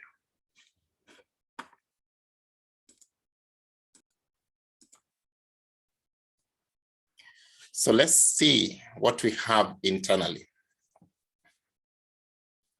When you take a histological section through the medulla, the level at which you take the section matters a lot.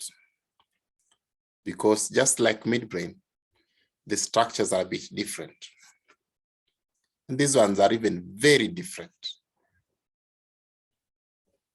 Let's take a section through the upper pons. Sorry, upper medulla, not upper pons, upper medulla. Let's take a section through the upper medulla. So upper medulla is related to the fourth ventricle, so we call it open medulla.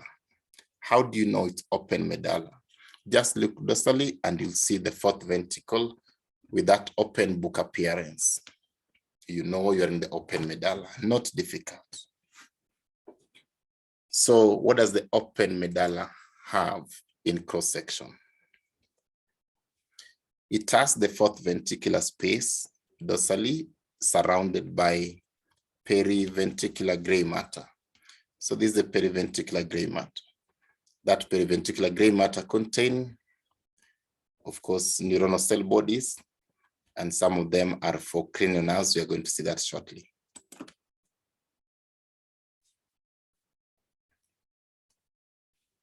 It also contains this large crenulated nucleus, highly convoluted crenulated nucleus that we call the inferior olivary nucleus. This is the one that gives the bulge of the olive in gross anatomy. So that here is the anterolateral sulcus, but that one is the posterolateral sulcus or the reticularis sulcus. So this is the olive. Then this is the inferior olivary nucleus, the impression.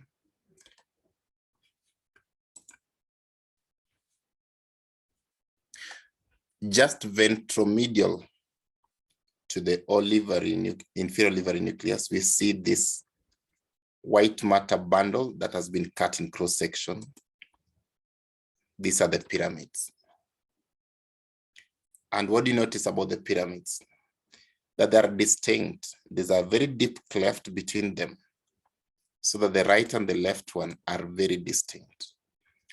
Very important for you to pick that the pyramids here are distinct, because that's a feature of the upper medulla.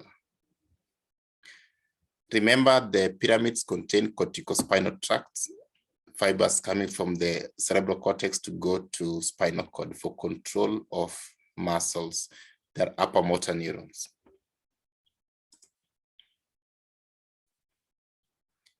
Now look keenly, and you'll notice some fibers crossing, like arcing, like that, or like that in this area. We call this the internal arcuate fibers. The internal arcuate fibers represent the decussating fibers that come from the nucleus gracilis and nucleus cuneatus. They decussate, they are second-order neurons now. They decussate and occupy this zone of the medulla. These are the ascending fibers that constitute the medial lemniscal system. So once the fibers have come from the nucleus gracilis and cuneatus, they decussate and occupy this medial zone of the medulla. And that is why they are called the medial lemniscal system. These are fibers which carry information regarding vibration, proprioception from the body. Just dorsal to the medial lemniscal system is that continuous bundle there. This is part of the medial longitudinal fasciculus that we've been talking about in the whole of the brainstem. Medial longitudinal fasciculus connecting cranial nerve motor nuclei. Well, the rest of the medulla would be largely the reticular formation around there. Reticular formation, basically.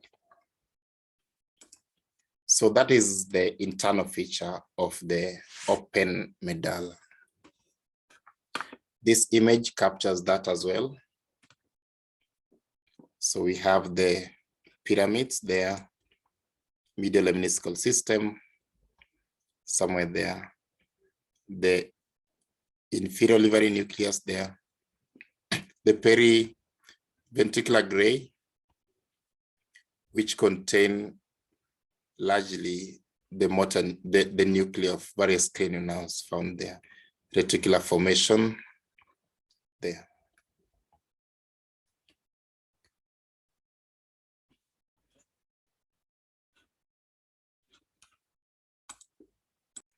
Let's talk about some specific structures within the open medulla. Let's start with the inferior olivary nucleus.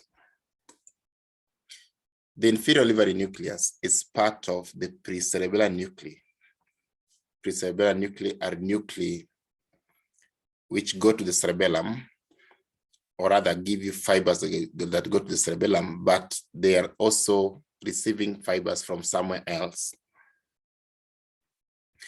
There's some fibers that are disaggregated to go to the cerebellum, but they don't go directly. They synapse through some nuclei. So we call those on the precerebellar nuclei. The others are pontine and vestibular nuclei.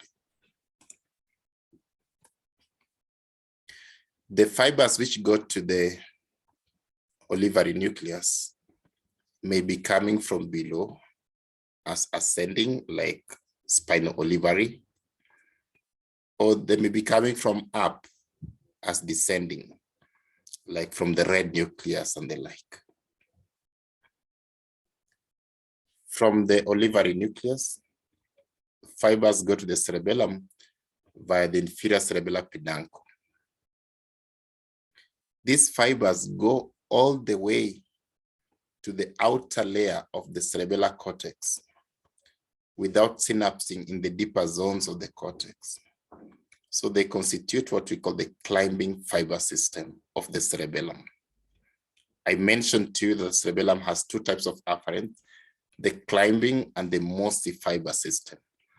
The olivocerebellum are part of the climbing fiber system. They are the only ones that go all the way to the outer layer of the cerebellar cortex without synapsing in the deeper zones. All the others, the mossy, they synapse. So the major function of the inferior livery nucleus, we can say it's a motor nucleus because it's connected with these motor functions, control. Good, that is open medulla. Now let's talk about the closed medulla. Before we talk about closed medulla, there's something you need to get. Closed medulla is that part of the medulla that encloses the central canal of the spinal cord. There are two levels of closed medulla. This image captures one of them. I'll give you a brief of this. There's something called the dorsal column medial lemniscal pathway. It consists of fibers which come from receptors for vibration and proprioception. They travel on the dorsal part of the spinal cord as dorsal column. They synapse at the nucleus, gracilis, and cuneatus as first order neurons. The second order neurons cross the medulla, they decussate as internal arcuate fibers and climb upwards as medial lemniscal system all the way to the ventroposterolateral nucleus of thalamus. I want to drive your attention here. So when they come and synapse at the nucleus, gracilis, and cuneatus, and then the decussation will occur relatively at the junction between the closed and the open medulla. And that is why in the open medulla, we are still able to see the internal arcuate fibers. But note that the nucleus, gracilis, and cuneatus are therefore on the upper part of the closed medulla. And so the upper part of closed medulla will show us something spectacular, the decussation of the medial lemniscal system. We call this the major sensory decussation. Okay, now think about the corticospinal tract.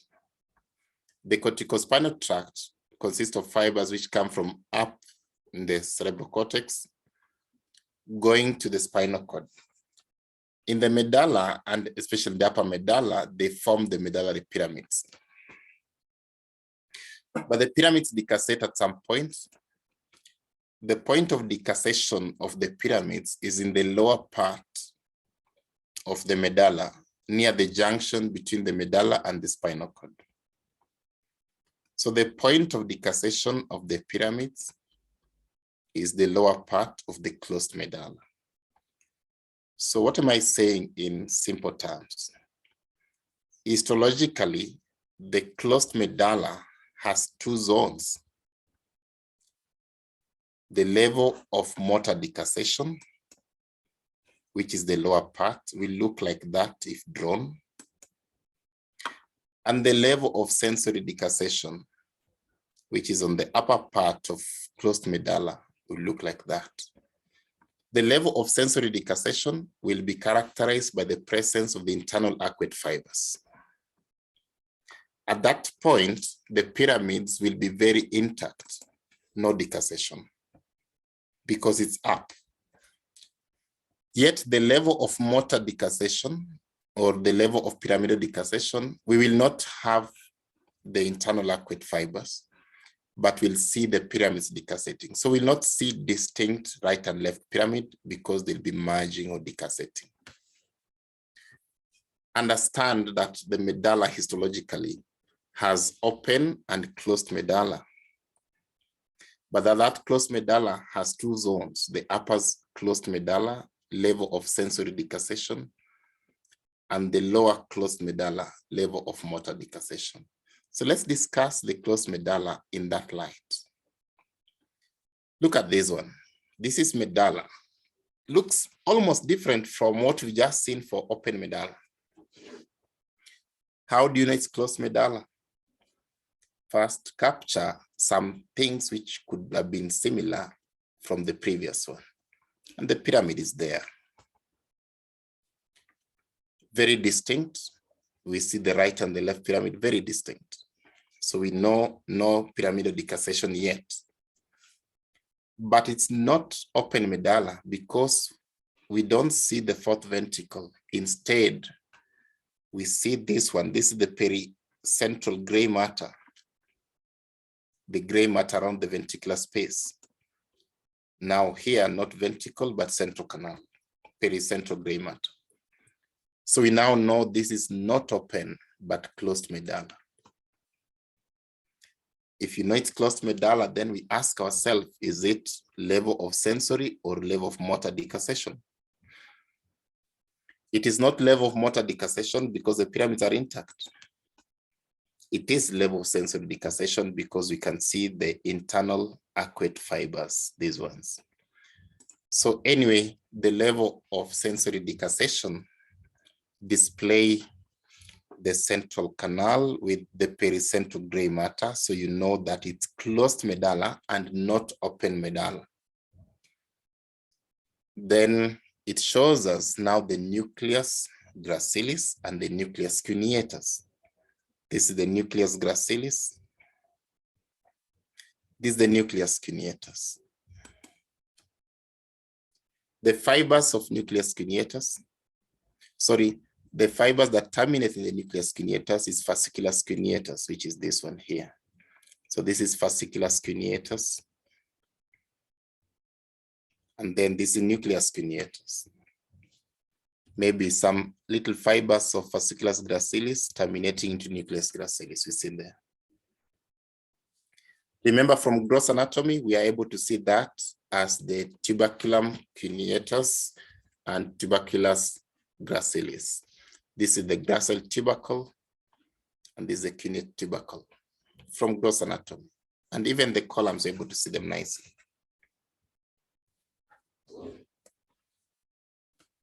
Now look, from those two nuclei, we see some fibers crossing. These are the internal arcuate fibers. There are secondary neurons that come from nucleus cuneatus and gracilis, and they cross. When they cross, they form this tract here, which we call the medial lemniscal system. So because of the presence of the internal arcuate, this is the level of sensory decussation. Closed medulla, level of sensory decussation.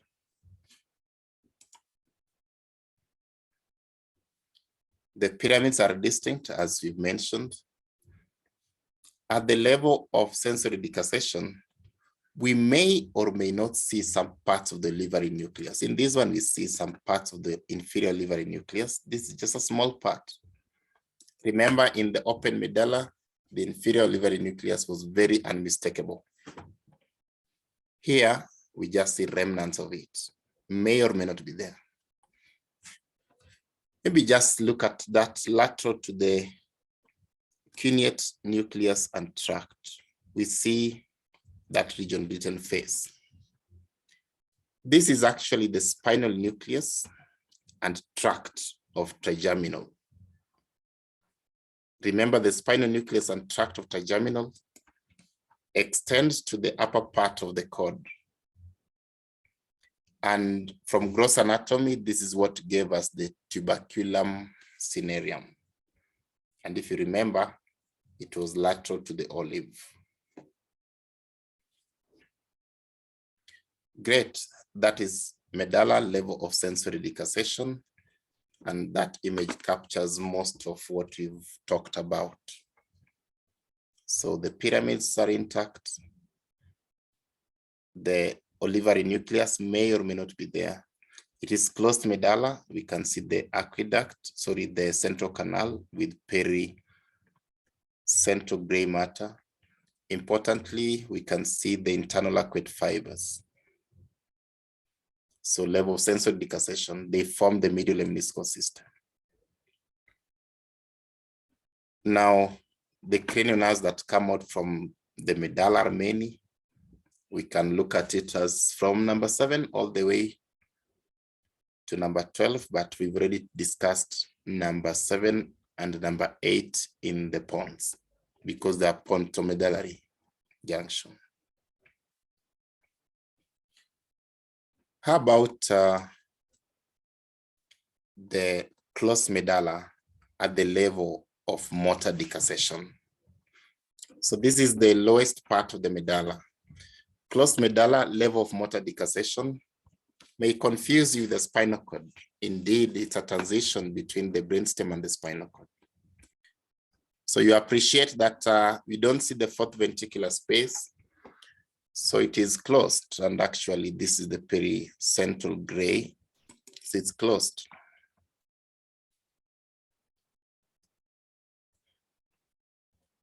We see the dorsal columns as very distinct.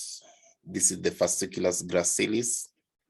This is the fasciculus cuneatus, very distinct. You may or may not see parts of the nuclei cuneatus and nucleus gracilis, but a big part of it is white matter. The pyramidal tracts are not distinct. Look at that. They're not distinct. If anything, we see some merging between the right and the left pyramid in this point here, and that is the pyramidal decussation.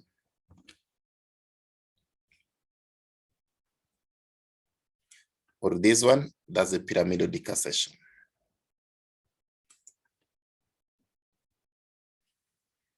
And when you look keenly, you will not be able to see the internal arcuate fibers.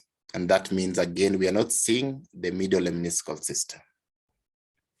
So see, these are the pyramids. They're merging into one another at that point, pyramidal decussation. One of the key things that you need to check so that you don't confuse this slide with the slide of the spinal cord. Remember, for spinal cord, the gray matter has a butterfly appearance. Even this one may confuse you for butterfly. But what do you notice about this fake butterfly? What is supposed to be the anterior horn of the gray matter of the spinal cord is truncated away from the pericentral gray. Note at that. So this is gray, but there's some truncation there. So that the anterior gray horn has been cut off from the pericentral gray. What is cutting it off is the pyramidal decussation. If it was true spinal cord, we'll expect this one to be continuous with this, intact. At the level of pyramidal decussation, more motor decussation, we have that truncation. That will help you to know it's not the spinal cord, but it is the medulla oblongata level of motor decussation. Even this one, we see some fair level of truncation actually. So what you would think to be the anterior horn is actually the nucleus of the accessory nerve. All right, so that's the story about the closed medulla level of motor decussation. Let's look at a few slides of medulla oblongata. So look at this one. That's a question. It is medulla oblongata. Why? We see the inferior livery nucleus, distinct, unmistakable. And now that the inferior livery nucleus is unmistakable there, we know that we are not definitely in the lower medulla, but in the upper medulla. Are we open or closed? It's open because we can see the fourth ventricular space there and periventricular gray matter. So it's open medulla. Okay, having noted that, we can name a few things. So A represent the medullary pyramids, B is the inferior olivary nucleus, C is the inferior cerebellar peduncle. These are the fibers that go from the spinal cord or from the medulla to the cerebellum, inferior cerebellar peduncle. So containing the dorsal spinocerebellar tract, but also containing the olivocerebellar fibers, cerebello-olivary fibers, vestibulocerebellum, cerebellovestibular fibers, and many other fibers contained within this one. We classify the fibers of the inferior cerebellar peduncle into two. We have what we call the restiform and juxtarestiform body. The juxtarestiform body refers to the ones related to the vestibular function, cerebellovestibular and vestibulocerebellum. Then the restiform body refers to all the other fibers. We have the one labeled D, which is the periventricular gray. In particular, that nucleus there is the motor nucleus of vagus, or what we call the dorsal vagal nucleus. Remember that coincides with that region that was supposed to be the extension of the vagal trigon. The dorsal vagal nucleus is the parasympathetic nucleus of vagus nerve. So containing preganglionic parasympathetic fibers of vagus, which go to the visceral organs. E is the fourth ventricular space. What is F?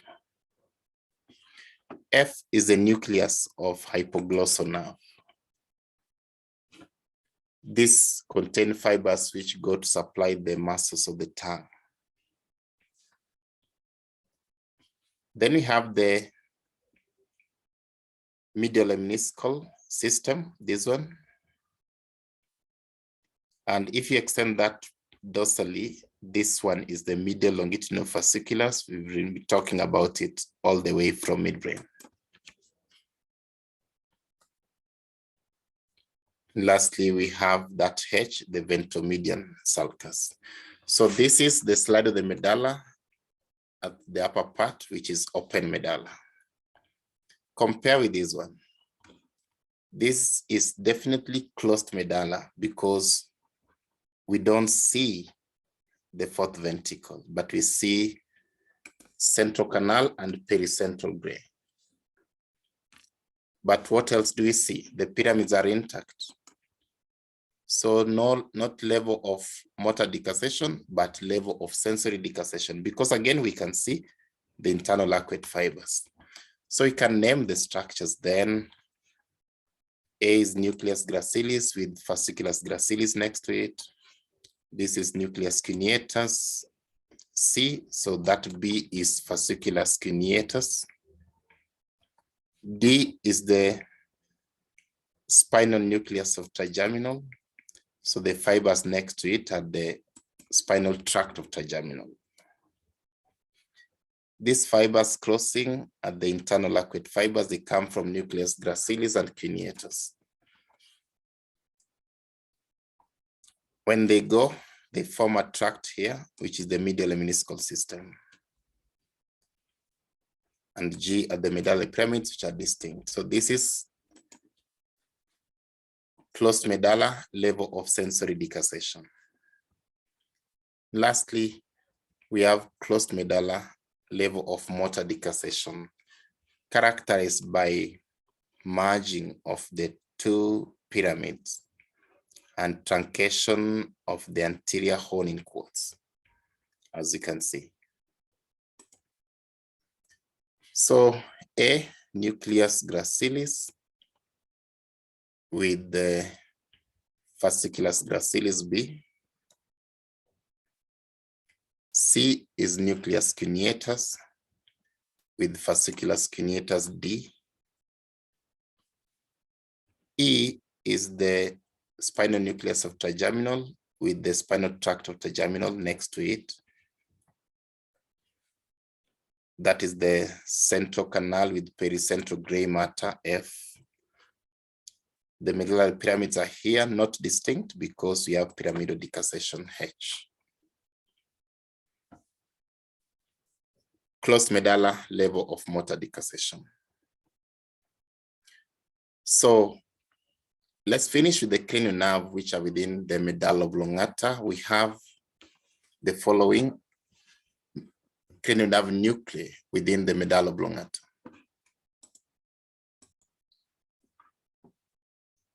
So the first sensory nucleus I want to talk about is the nucleus of the solitary tract. Or you can call it nucleus of the tractus solitarius. Nucleus of the solitary tract is a visceral afferent nucleus, visceral afferent sensations. So think about those visceral afferents, the ones which come from baroreceptors or from chemoreceptors, the sensory nerves which come from visceral structures, synapse at nucleus of the solitary tract. So they are conveyed by glossopharyngeal, by vagus nerve as well.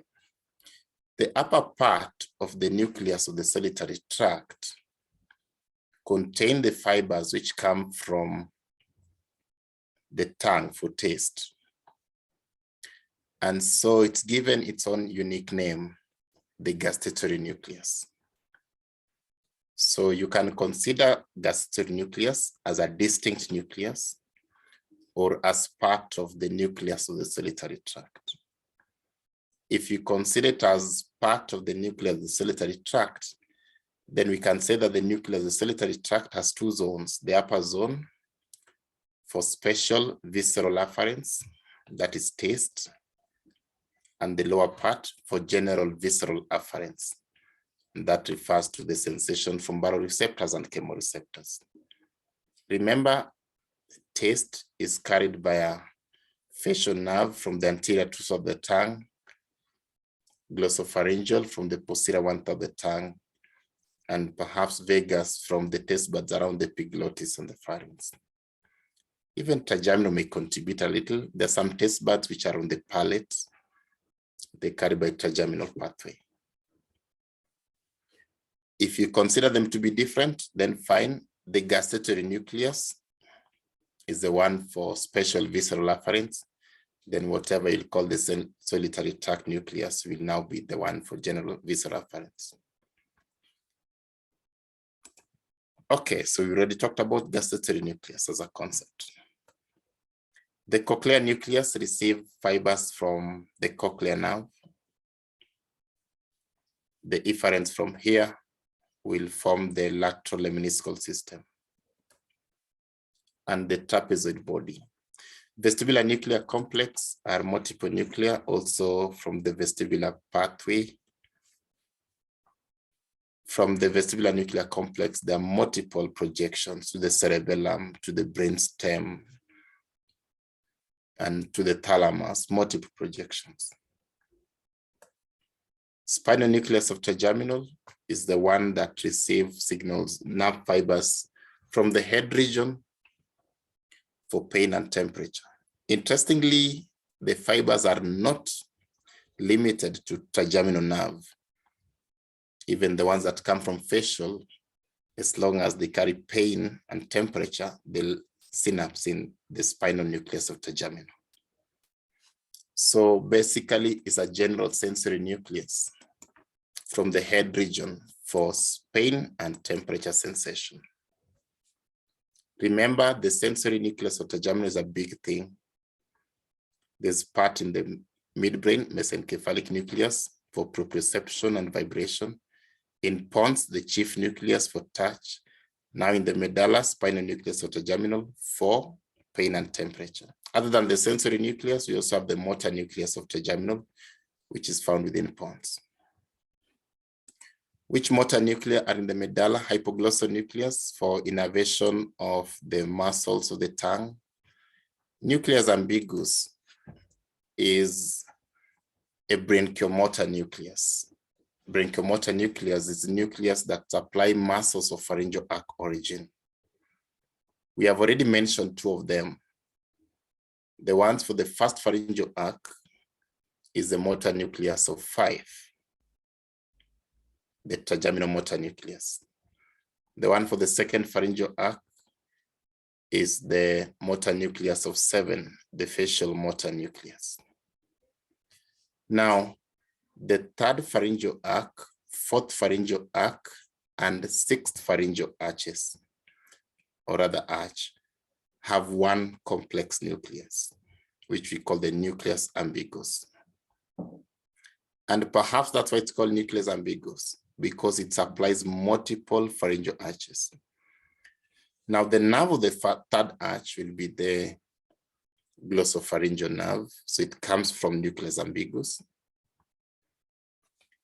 The one for the fourth pharyngeal arch is basically the cranial accessory fibers. So they come from here.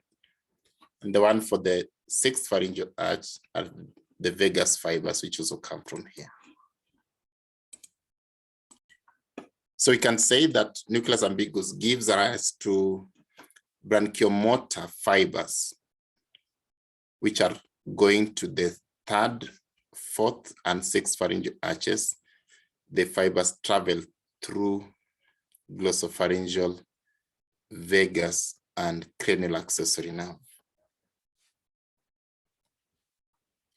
We have the motor nucleus of vagus, also called the dorsal vagal nucleus. This one contains the cell bodies of the preganglionic parasympathetic fibers of vagus nerve. So those ones innervate visceral organs. Don't confuse those ones with the ones that supply the sixth pharyngeal arch. Good. Now that's the story of the 3 different parts of the brainstem histologically. But let's talk about the brainstem reticular formation, because we've been talking about it repeatedly.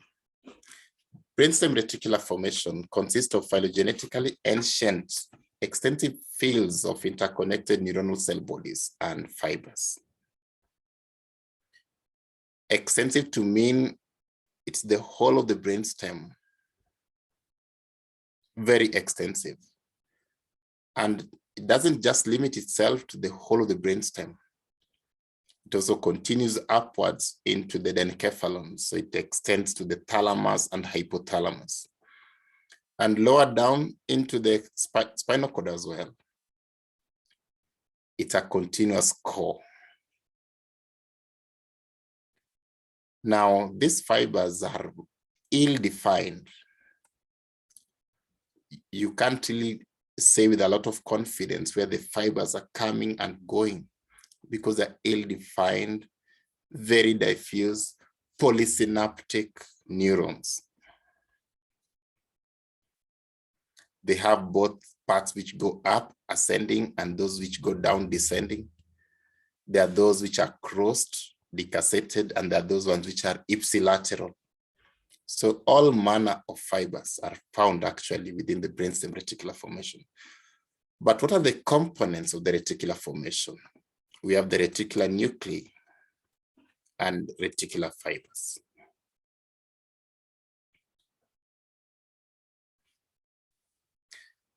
The reticular formation have several functions, both somatic, which means related to skeletal muscles and skin, and visceral, which means related to smooth muscles and glands, perhaps. Or we can say related to body wall and internal organs as well. What are the functions, therefore? The brainstem reticular formation help in controlling the level of attentiveness. This is because the brainstem reticular formation is known to activate the cerebral cortex to maintain alertness. So it's for part of cortical activating system. It also known to be able to control the sensation of pain. It's part of what we call the descending analgesic system in the control of pain perception. Neurons which come from reticular formation go down as part of reticulospinal pathway to inhibit the sensory nerve signals that carry pain sensation, usually on the dorsal part of the spinal cord, what we call the gate theory of pain regulation. Some parts of the reticular formation house the centers that control breathing, that control the heart, that control blood vessels, as well as those ones that control the GIT functions. Well, the ones that control respiration, heart, and vascular system are part of what we called earlier the vital centers. The reticular formation also modulates motor functions by giving rise to, again, reticulospinal tract, which is part of extrapyramidal pathway for control of skeletal muscles. It houses the micturition center. This is particularly within the pontine area, the pontine micturition center. Lastly, it also controls the release of some hormones, antidiuretic hormone from the posterior pituitary, luteinizing hormone, growth hormone, and adrenocorticotropic hormone from the anterior pituitary. Generally, the reticular formation is considered phylogenetically primitive. It's an ancient one, but the functions have been there. They're still there. We believe that there are some higher functions that control them, fine. But as I said, the functions are really diffuse and ill-defined. There's some books that will classify for you the nuclei of the reticular formation into 3 columns: the median column, the medial column, and the lateral column. The functions tend to overlap though. There are also some limbic functions that I have not even put here. The median column are the ones that are generally known as the Raphe nuclei. So the Raphe nuclear group are the median column. You don't have to worry about the names of the others really. Okay, let's do the last thing in this part of the lecture. Now you understand why we had to break it down into 2 parts. And I even wish we broke it down even into 3. But okay, we're finishing. We'll finish the blood supply to the brainstem. So the brainstem is supplied from the posterior circulation predominantly. Remember, the blood vessels which go to the brain are divided into 2. The internal carotid system responsible for the anterior circulation, and the vertebrobasilar system responsible for the posterior circulation. The vertebrobasilar system consists of 2 vertebral arteries which join to form a single basilar artery that eventually divides into 2 posterior cerebral arteries. So this vertebrobasilar system is the one that runs through the brainstem, and it will be the one that supply the brainstem.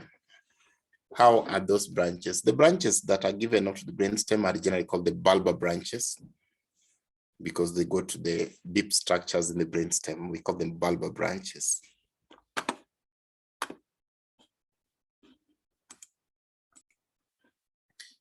They may come from the anterior spinal arteries, as you can see here, and those ones will specifically supply the medulla. They may come from the the basilar artery, as we can see here, and those ones particularly supply Pons. Well, there are those that still come from vertebral arteries that will still go to the medulla as well, especially in the lateral aspect, or some branches of the vertebral artery like the pica, that is posterior inferior cerebellar artery, that will still supply the medulla as well. At the midbrain, the branches largely come from the posterior cerebral artery and the posterior communicating artery. The ones that come from posterior cerebral enter the midbrain through the posterior perforated substance. They are particularly known as the posteromedial group of central arteries.